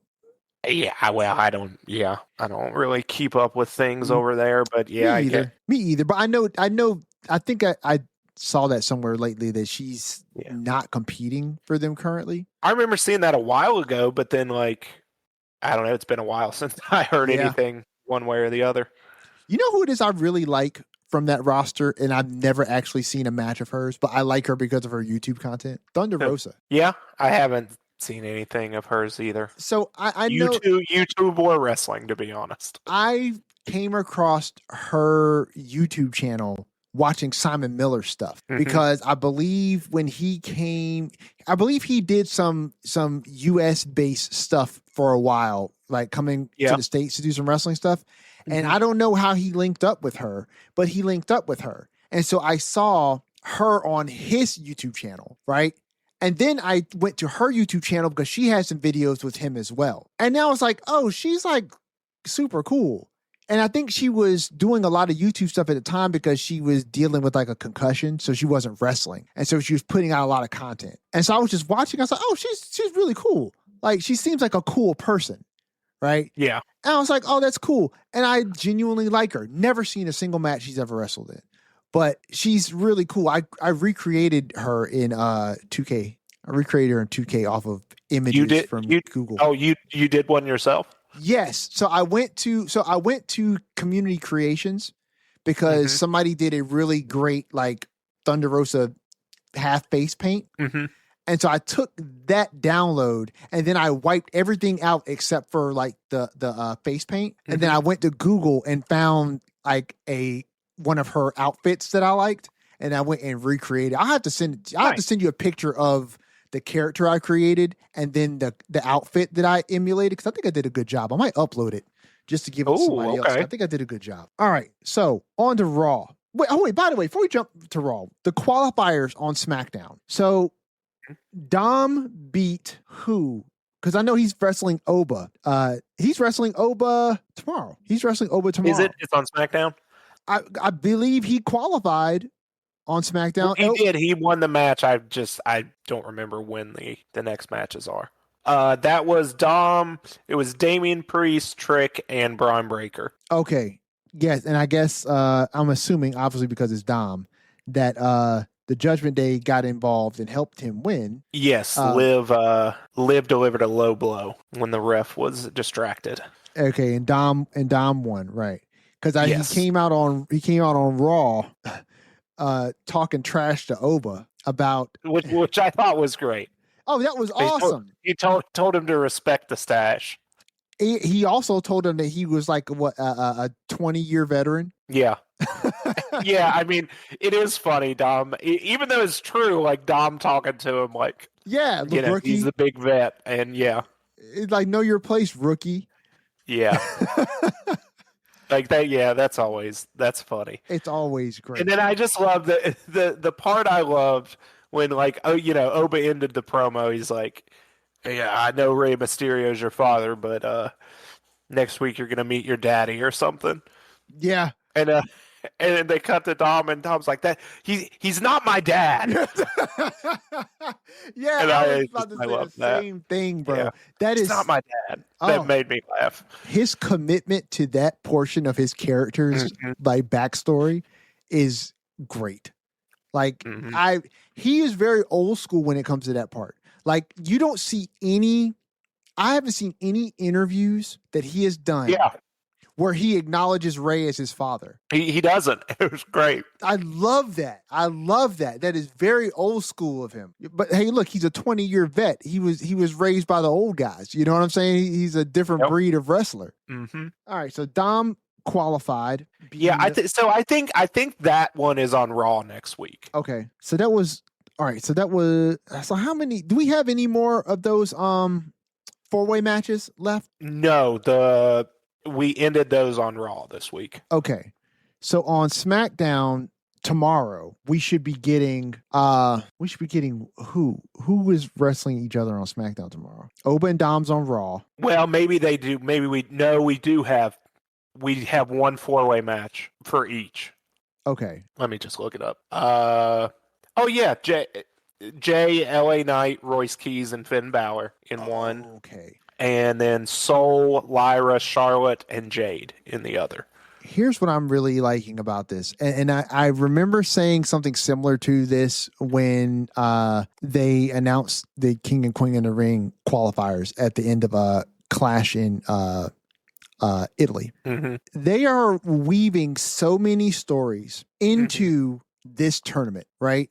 I'm looking at what you just laid out, right? What the bracket currently looks like for these last 2 fatal 4-way matches. And everybody that you named has other stories that are happening that are probably going to come into play with regards to why some people lose, why some people win. You know what I'm saying?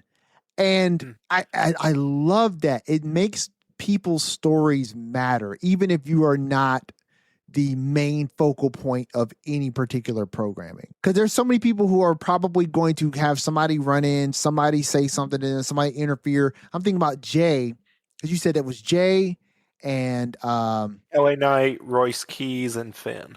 So I know Royce Keys is tied up with the whole Jacob Fatu thing. He's also been wrestling against the MFTs. Solo, yeah. You know what I'm saying? It's him and Solo, yeah. Yeah, he's been going against the MFTs. And then, of course, Jay has got the whole bloodline thing going on. And then LA Knight, he's pretty much beefing with Adam Pearce and Jay. And Jay.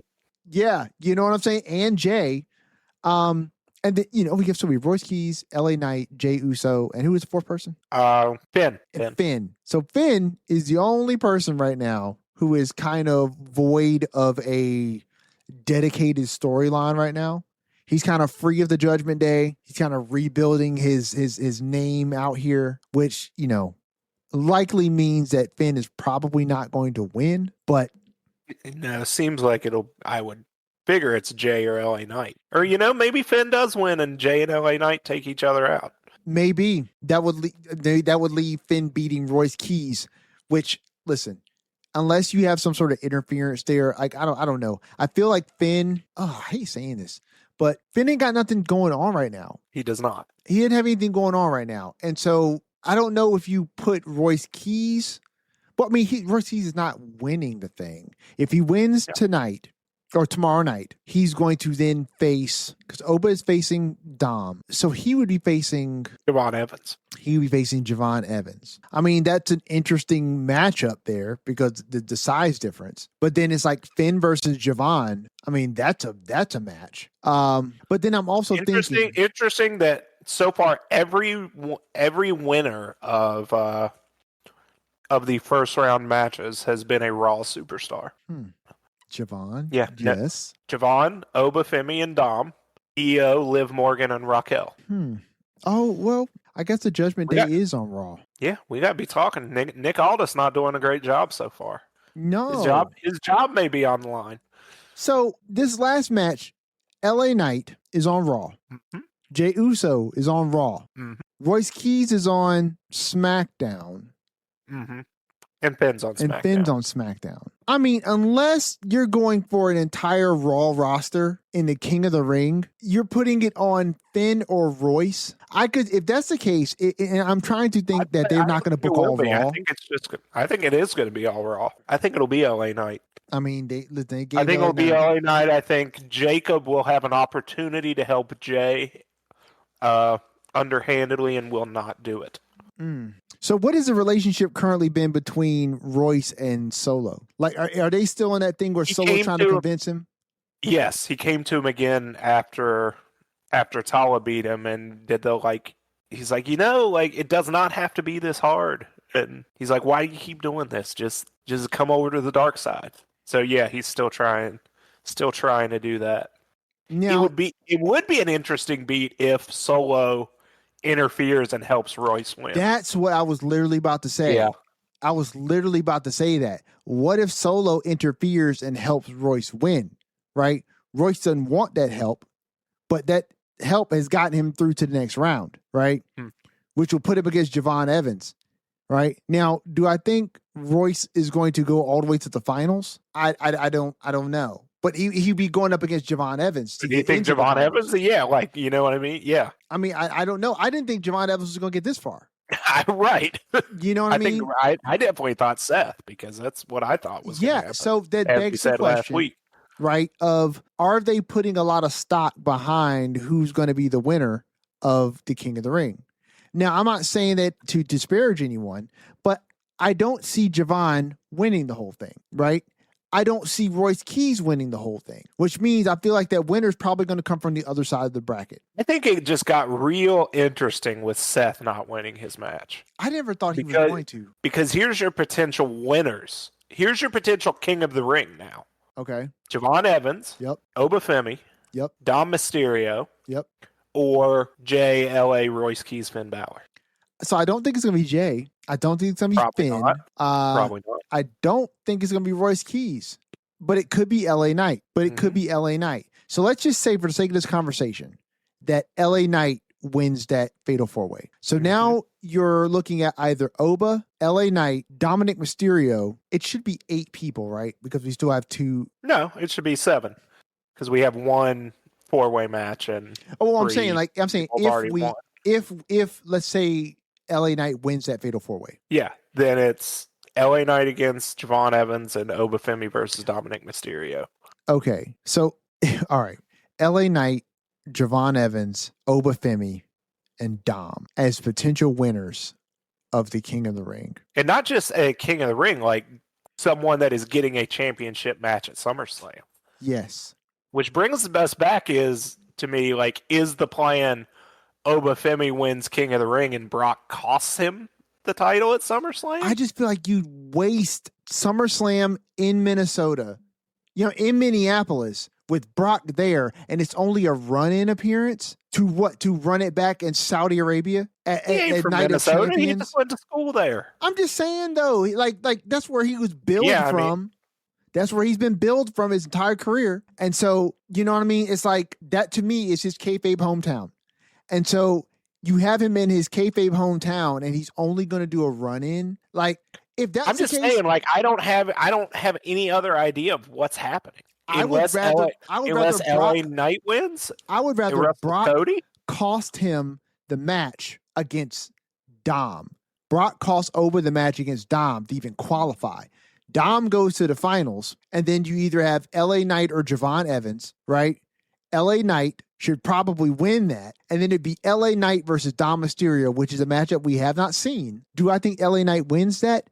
No. I think Dominic Mysterio wins. Dom wins and gets a title shot at whoever he wants, right? Probably Cody. And listen, we ain't seen that either. So that I think would be a great matchup for Cody to go against Dom.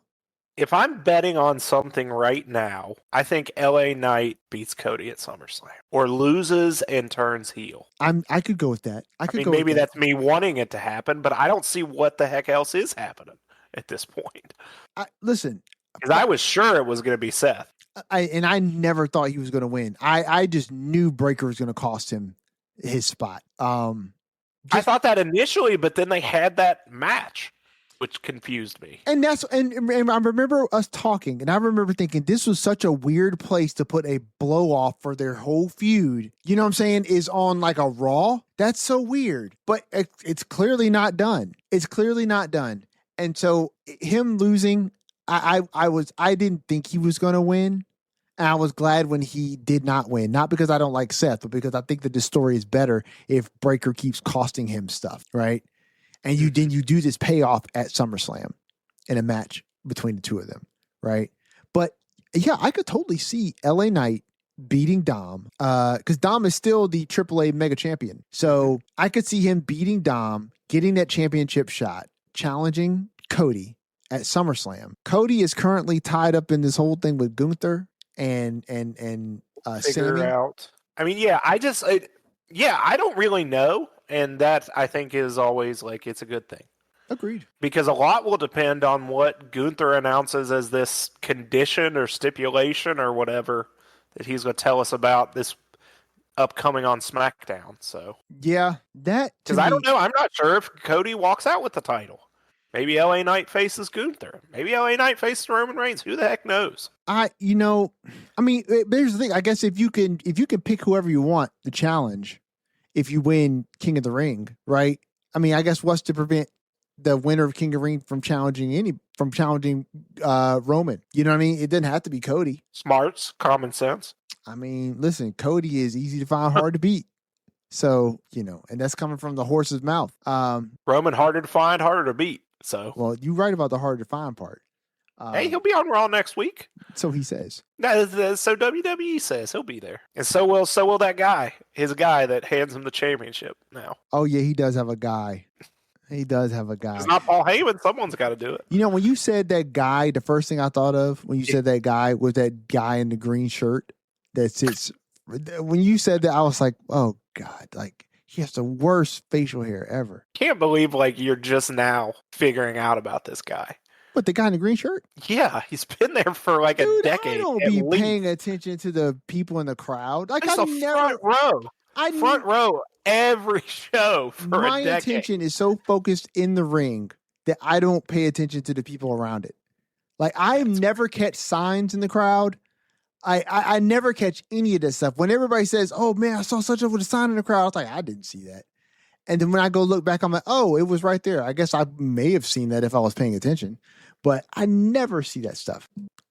By the way, speaking of Oba, I love the fact that, the Judgment Day tried to jump him and JD whacks him with that chair and he just completely no-sells it. And after he no-sells the chair shot, JD looks at the chair like the chair might not be real. Mm-hmm. I love such great. That was good. Great work right there. Just the way he looked at that chair, like is something wrong with this chair? Like did it not work? Is it plastic or something? And then he punched through the chair and punched JD's big head out the ring. I mean, also just a heck of an opening. Reaction for Oba. Oh, the crowd was so hot for Oba. Yeah, they were so hot for Oba. To be fair, really hot for a lot of people, which is always fun to see with these international crowds. I love that. Singing Ray's song, and Ray was loving it. The Paris crowd was really, really hot. And I love that. I love that. I love that. I love Paris. Paris is one of my favorite places in the world. And I've never been. Man, So that was our honeymoon that never happened, where we went to Paris, because our original wedding date was April, or was it April, or I think it was late March 2020, which most people will remember. There's something that happened there in March 2020 So unlike a lot of people we were not the only people in the world to have to cancel a wedding, but we decided hey, marriage isn't going to change anything. we're already living together. Nothing's going to change. Yeah. Let's wait a year and have a wedding. And I think that was a great decision because we had our wedding a year later, and it was the best night of my life still.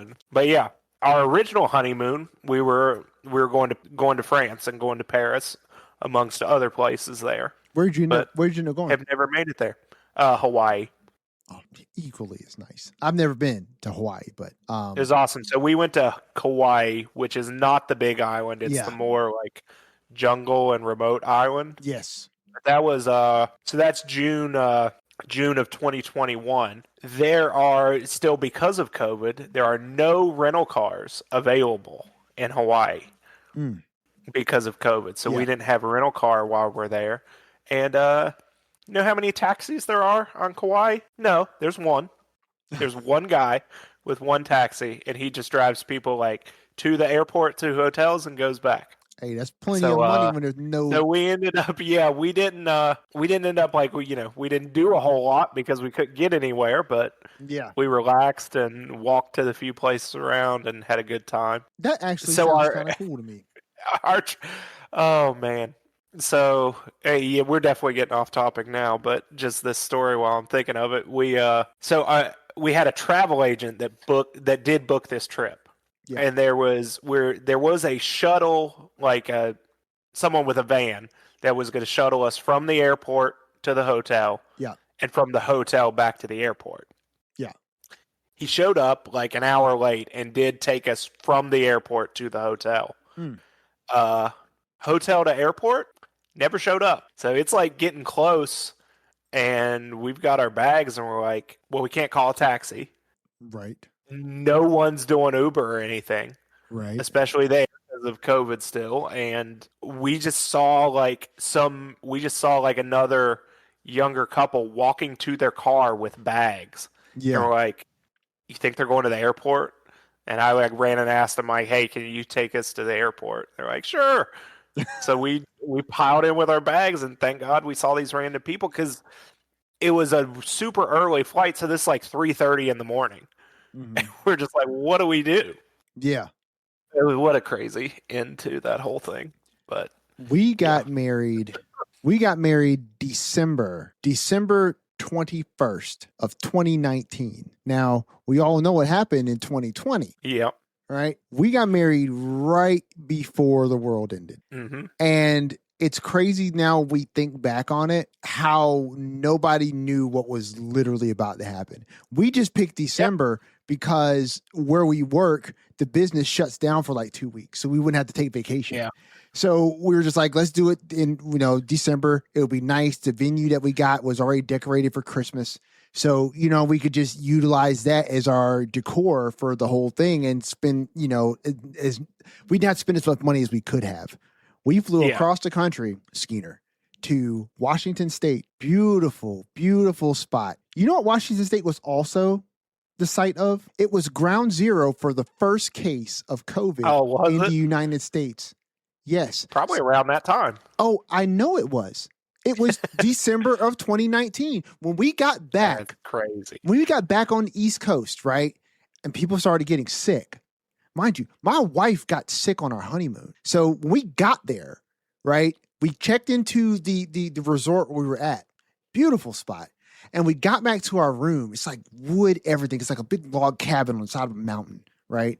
And I'm just like, oh man, this is awesome. This is great. She goes and opens the balcony door. She opens it. And the second she opens it, she just kind of stops. I'm looking around the room. She's just like, I don't feel really good, right? She was sick the entire time we were on the honeymoon, right? I'm going to like the local Rite Aid, getting her medicine, trying to treat symptoms for something I don't even know what it is. I'm no doctor, right? So I'm just buying her stuff to try and help with her stuffiness, with her congestion. Yeah. She's just out of it the entire time. We get back on the East Coast, and then you start hearing these news reports, right? About like this strain of SARS-CoV-1, right? Mm-hmm. That has been reported in Washington. And then next thing you know, COVID is a thing, right? Yeah. I joke my wife all the time. I was like, yo, you were patient zero. You may have been. You were patient zero. May have been. But it was crazy. I'm listening to your story and I'm just thinking about all the people who we knew who canceled their weddings in 2020 because you had to. Like venues were just closing down, places weren't open, Yep. right? And we were just like, dang, we got our wedding off right before all this stuff happened. Yeah. Y'all were smart though. I mean, wait a year, wait for things to come back around so you can do it. Because I know some people were just kind of like, man, all right. Yeah, we had some like other people that got married like that year. They tried to like just delay it to the fall, and luckily my wife was, smart enough being a doctor. She was like, no, like let's push it out. Like right, this thing ain't blowing over in the fall. Yeah, right. Yeah. No, I totally get that. Totally get that. Let's see where are we at here. Let's see. So Penta and Ray was a dope match. Yeah, I'm glad Ray's not paralyzed. So that Poison Rana that he did, yeah, I didn't catch it when it happened, but the replay. I was like, I don't know, bro, you spiked yourself on your own move. That was crazy. I mean, the fact that, and listen, Penta went easy on that Mexican Destroyer. After that situation with the Poison Rana, I kept thinking to myself, no way is Penta going to finish this with a Mexican Destroyer. Like, there's no way he's going to do that, right? But sure enough, he did it. But you could tell he was protecting Ray with that because he ain't hit it the way he hits it with most people. He was kind of leaning back. He kind of let Ray brace his whole body on him, and it was slower than normal. But they did it. Shout out to Ray for being able to finish that, because let me tell you, he pile drived himself. He did. That was nuts. But I am thoroughly enjoying what they're doing with Gable. Just having him have this redemption arc where he realizes the error of his ways and that he was a dick for a long time to a lot of people. And I like the fact that you're also leaning into what happened on AAA, right? And the fact that you lost a match, you lost your mask, you're apologizing because you realize that you were wrong. But also the people who he's apologizing to are also telling him that it's like, listen, I accept your apology. What you did is not cool, right? But I've been watching you, man. And it's like, you went on this campaign to destroy this thing that you hate, but you really learned what it means to be lucha. You know what I mean? You learned what it means to be lucha. And though you may not have known it at the time, right? You became what lucha is, just like the other El Grande. And to have Gable kind of recognize that and recognize that he has grown his appreciation for the thing that he ultimately when he wanted to hate, he grew an appreciation for, and he grew an appreciation for the mask. And so you then run the angle where Ethan Page, which I am so high on this dude right now, I think he's doing incredible work. But and don't remind me to come back to Ethan Page if I forget, because I have something very glowing to say about him that I told a coworker of mine. But I love the angle where Ethan and Rusev come out and they're beating up Ray and Penta. And then Rusev snatches Ray's mask, right? And at that point, I just knew, okay, Gable's going to come out. He's going to come out because this is going to show that he's going to be out here to protect the thing that he ultimately, originally he stated that he hated, right? When Penta covers Ray, and then Rusev and, God, why is his name escaping me right now? Why is it doing it? Ethan Page. Yes, my brain, dude. Ethan Page start beating up Penta as he's trying to protect Ray, right? I'm like, okay, this is great because it makes this beatdown look really bad because Penta can't defend himself because he's trying to defend Ray. And Gable shows up. The crowd pops so loudly for Gable, and well-deserved. And he comes out there, he clears the ring, he sees Ray's mask, he holds it, and you can see the gears turning. Where it's like, this all started with Ray. You know what I mean? This all started with Ray. And now he's holding Ray's mask. And this is the thing that he wanted to do. This is the whole reason he went on that arc, was to destroy Lucha Libre. And it was all predicated off of the feud that he had with Ray. And now he's holding Ray's mask in the most unlikely way to complete your goal. Mm-hmm. Right? And now he's on the other side of it. And he gives the mask back to Ray. And I was like, that is such great freaking storytelling. I would have never imagined 2 years ago a year ago, maybe it's more so accurate. A year ago, give or take, that I would be saying Ludwig Kaiser and Chad Gable have been a part of one of my favorite pro wrestling angles in recent memory. But shout out to them. Shout out to AAA. Shout out to WWE, because you genuinely made one of the most unlikely things super duper interesting. I remember when this thing was first going on and we were all having conversations about how stupid this El Grande Americano thing is. And man, they have turned this into something that people genuinely care about, that people genuinely appreciate. And you've made a career in AAA for Ludwig Kaiser. And I think you have restarted Chad Gable's career. Hats off, like all the way around. Hats off. That's just freaking awesome. I never would have thought I'd be talking about these two the way I'm talking about these two right now, but I am. And I love that. I love that pro wrestling can do that. So who or what do we think Ray is referencing, or what's going to come from what Ray said to Gable at the end? Because Ray accepted his apology, but he also said, he's like, hey, I'm not going to judge, but I've been watching you, and you were kind of a dick to people before you put on that mask. So, and then Chad seemed to take that to heart. So is he going to go apologize to the Alpha Academy or what? I think he's going to go apologize to Alpha Academy. I think he's going to apologize to Otis and Tozawa and Maxine, because when he first started losing his mind after he kept getting beat by Ray, he started treating the Alpha Academy like crap. And then he abandoned them for American Made, right? And started treating them further like crap, and particularly Otis. And so I think you round out this arc for Chad Gable with him apologizing or trying to make good with Alpha Academy. Not that I think you put Gable back with them. I think Gable is good to stand on his own now, but to close out this story, he's got to go back home and he's got to make peace with the people who he originally made war with. And I think that would be a great way to wrap this story up for him. Maxine's got her eyes on someone else now, though. Yeah, she's been spotted with Mr. Pressure. Yeah. She's spotted with Mr. Pressure, and she's starting to treat Alpha Academy, her brothers, kind of callous and cold. Mm-hmm. I think that would be an interesting pairing, Maxine in theory. So I hope they don't drop that. I'd at least like to see where it goes and see if it has any legs. It gives them something to do. Right. It gives them something to do. And sometimes that's all you really need. You know what I'm saying? And it's interesting that we're talking about all this together, right? Because I genuinely feel like the El Grande Americano thing was just something to do. It was giving Chad something to do, right? And it turned into this. Sometimes that's all it takes is a spark. You know what I mean? And it's like if the tinder's dry enough around, and right now ain't nothing more dry than what's going on with Maxine. Like she had stuff going on, and then it just completely dried up after Natty. And yeah, and now you're back hanging around with Otis and Tozawa. It's the Gobi Desert over there. And so, you know, all it may take is a little bit of a spark. And it's like if you get people paying attention to like, oh, what is Maxine doing with Austin Theory?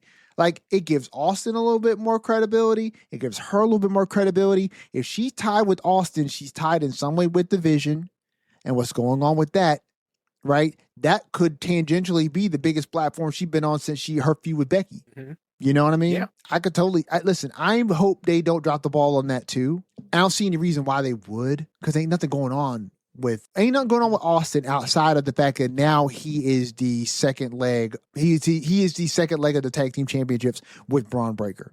It was different when he was with Logan, but when it's Braun, it's like, dude, Braun's story is not surrounding those tag team championships. And so because of that, those tag team championships are going to quickly become an afterthought, which freaking sucks because those tag team championships have been an afterthought. And when you put it on Austin and Logan, my thought was, okay, you know what? At least they'll get some shine. You know what I'm saying? In a storyline that's got some legs.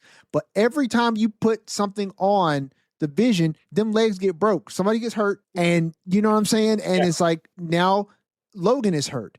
And now those tag team championships are going to be relegated to the background as, I don't know, set decorations for the story. Because they're not going to get defended a whole lot. because Braun Breaker's not going to be wrestling a bunch of tag matches with Austin Theory. You know what I mean? Maybe. Listen, I'm hoping Bronson Reed comes back. We haven't heard anything about this dude in a long time.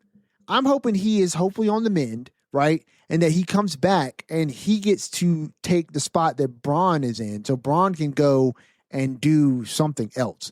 And the Vision, listen, the Vision just needs to go away. Like, the Vision just needs to go away at this point. And I'm not even trying to sound funny, but it took way too long for them to come up with a name in the first place.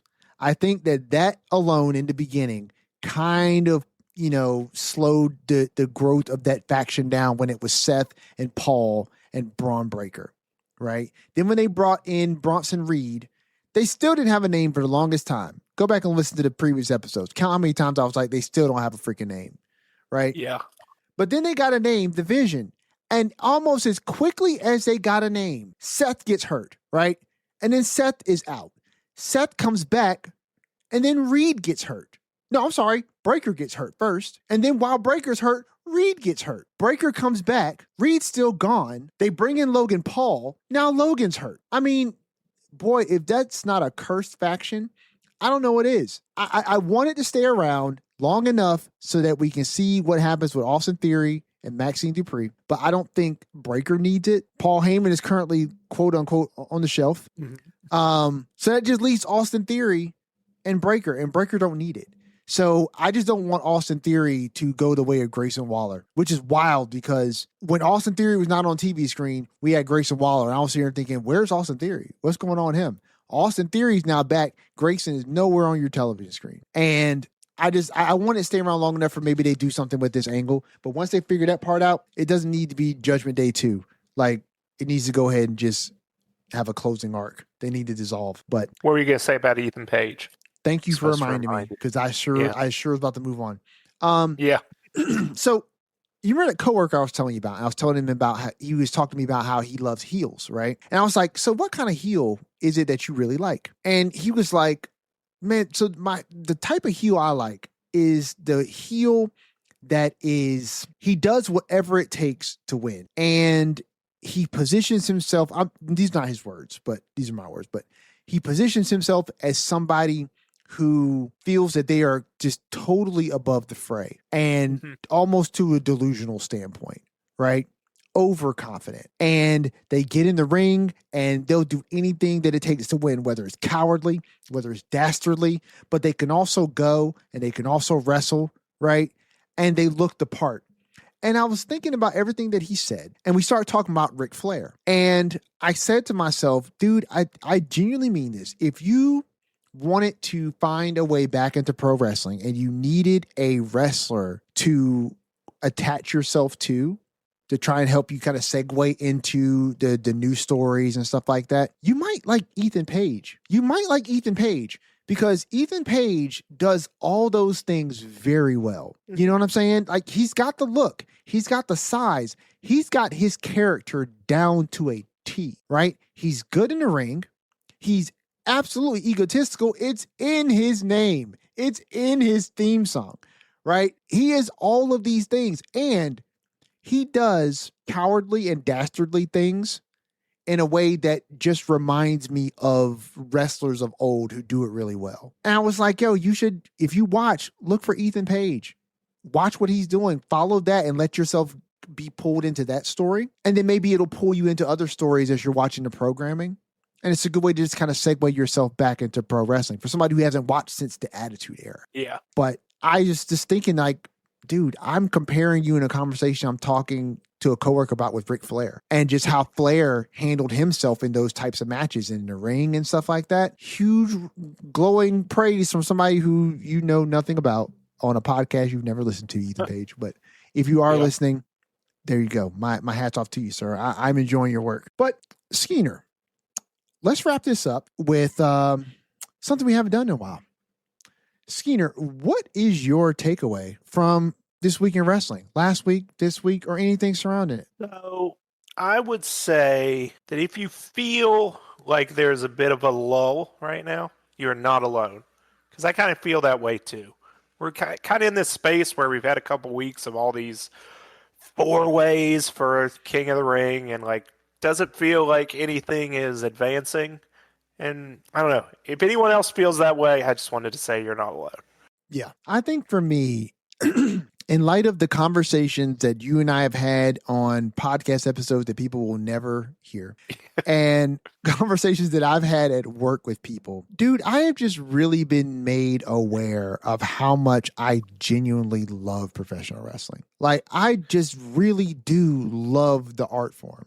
I heard myself outside of myself talking to my coworker, and for a second, I heard myself and I was like, dude, you really love this. Like, I genuinely believe that professional wrestling is the greatest form of storytelling on the planet. Hands down. I don't think anybody does it better. I don't think anybody is even close. I think that the stories that they tell are akin to the Roman theater without the real violence. It is Shakespeare without a stage. The way that you pull audiences into not just stories when they're done well, but you also get people to participate in a contractual obligation that they've never signed, right? They become part of the programming. They become part of the story. And when you really hit it right, when you really hit the mark, you not only tell a great story, but you hit people in the feels. You change the way that they feel about the product that you put on, and you can override people's desire to want to look at professional wrestling as simply something that is not real, that is fake. And I don't think I've praised pro wrestling as a whole more than I have this week, just through conversation. And so my takeaway from this week is, if you love professional wrestling, I am happy for you. I am so happy for you, because I genuinely love professional wrestling. And I hope that you join us on this podcast and that you're listening because you too love professional wrestling. Because I genuinely fucking believe that there's nothing else in the world like it. And I always loved it. I always will. I started watching it like 5 years old, and I have never stopped watching professional wrestling because it is at this point an institution in my life. And so I appreciate all of you for coming and listening to Skeena and I do this. This is a labor of love. I'd never go into making this podcast with you, brother, with the expectation that somehow we're going to get rich off of this, that somehow we're going to get famous off of this. I don't even know if I even want fame at all, but I enjoy professional wrestling. I get the most pleasure out of getting up here and just talking with you about wrestling. I love getting together and watching wrestling on the weekends. If there's only 2 people in the chat, that's cool. Welcome, because we're just enjoying pro wrestling together. And so, I appreciate the listeners. I appreciate the viewers. I appreciate you. I appreciate this product. I am just in love with this art. So, Skeena, please let everyone know where they can tune in, because we didn't do this at the top of the episode. We went way off the script. Yeah, we did. We went way off script, and you know what? That's cool, man. Because I'm just in a lovey-dovey mood with wrestling this week, and so I just wanted to come in and just love on pro wrestling, and so that's what we did today. But Skeena, let everybody know where they can come in and hang out in a space with 2 men who enjoy each other's company, enjoy talking about the art form that they love so much. The Lariat Lounge, this show, the podcast you're listening to, we're coming at you once a week, every week. You can find us at our home on YouTube. Search the Lariat Lounge. That's where you'll find us. All the episodes for the future, all the past episodes, all the PLE live streams will be there. Any other content we put out, you will find it on YouTube. The podcast still goes up every week in audio format on all your favorite platforms. That's Apple Podcasts, Spotify, wherever else you get your shows. You will find the Lariat Lounge there. You can get your merch over at prowrestlingtees.com/the Lariat Lounge. Bunch of great designs up there, including a real good new one that I've got to get my hands on real soon. So go over there, prowrestlingtees.com/the Lariat Lounge. Check us out, get your merch, support us there. We're on Instagram at the Lariat Lounge Podcast. We're always open to answering DMs. Follow us on there. That way you know when new episodes go up, and when we get on YouTube for our PLE live streams, you'll be notified there. And as always, please fill up that email inbox at thelariatlounge@gmail.com. I just went and verified that the design is up. I did not check my email to get the verification email. I checked it a little earlier today. Yeah, I just pulled it up. I just looked at it. I just clicked on it. I love that design. I'm going to. It's great. Yeah, I need to get it. I'm going to have to cop that. That's the best Me one too. so far. Hey, listen, we love you guys. Genuinely, we love you guys. And I hope you guys enjoyed this episode. I am more inclined to have us make more episodes like this where we are talking about the week of wrestling and we're also just talking about wrestling. Right? I genuinely love wrestling. I genuinely love talking about it with you, brother. And this is fun. This is what this was always meant to be. And so, and honestly, guys, this podcast was never created to be a weekly recap. Like, this was never meant to be a weekly recap of wrestling. This is just two dudes that love wrestling talking about wrestling. So I hope you guys enjoyed it. If you did, leave us a like rating wherever it is you're listening, wherever it is you're watching. It's a little thing for you, but for us, it genuinely makes a ton of difference. Send us an email. We will read those on air because I want to hear what you guys think about the world of wrestling. Do you feel like we're in a lull right now? Perfectly fair. Do you feel like you are in the great romance of pro wrestling like I am right now? Let us know. We'd love to hear what you guys think. We genuinely do appreciate you guys from the bottom of our hearts. From your host, Everson Godfrey, co-host Andrew Skeens, this has been another edition of the Lariat Lounge. Please, friends, watch yourself on the way out.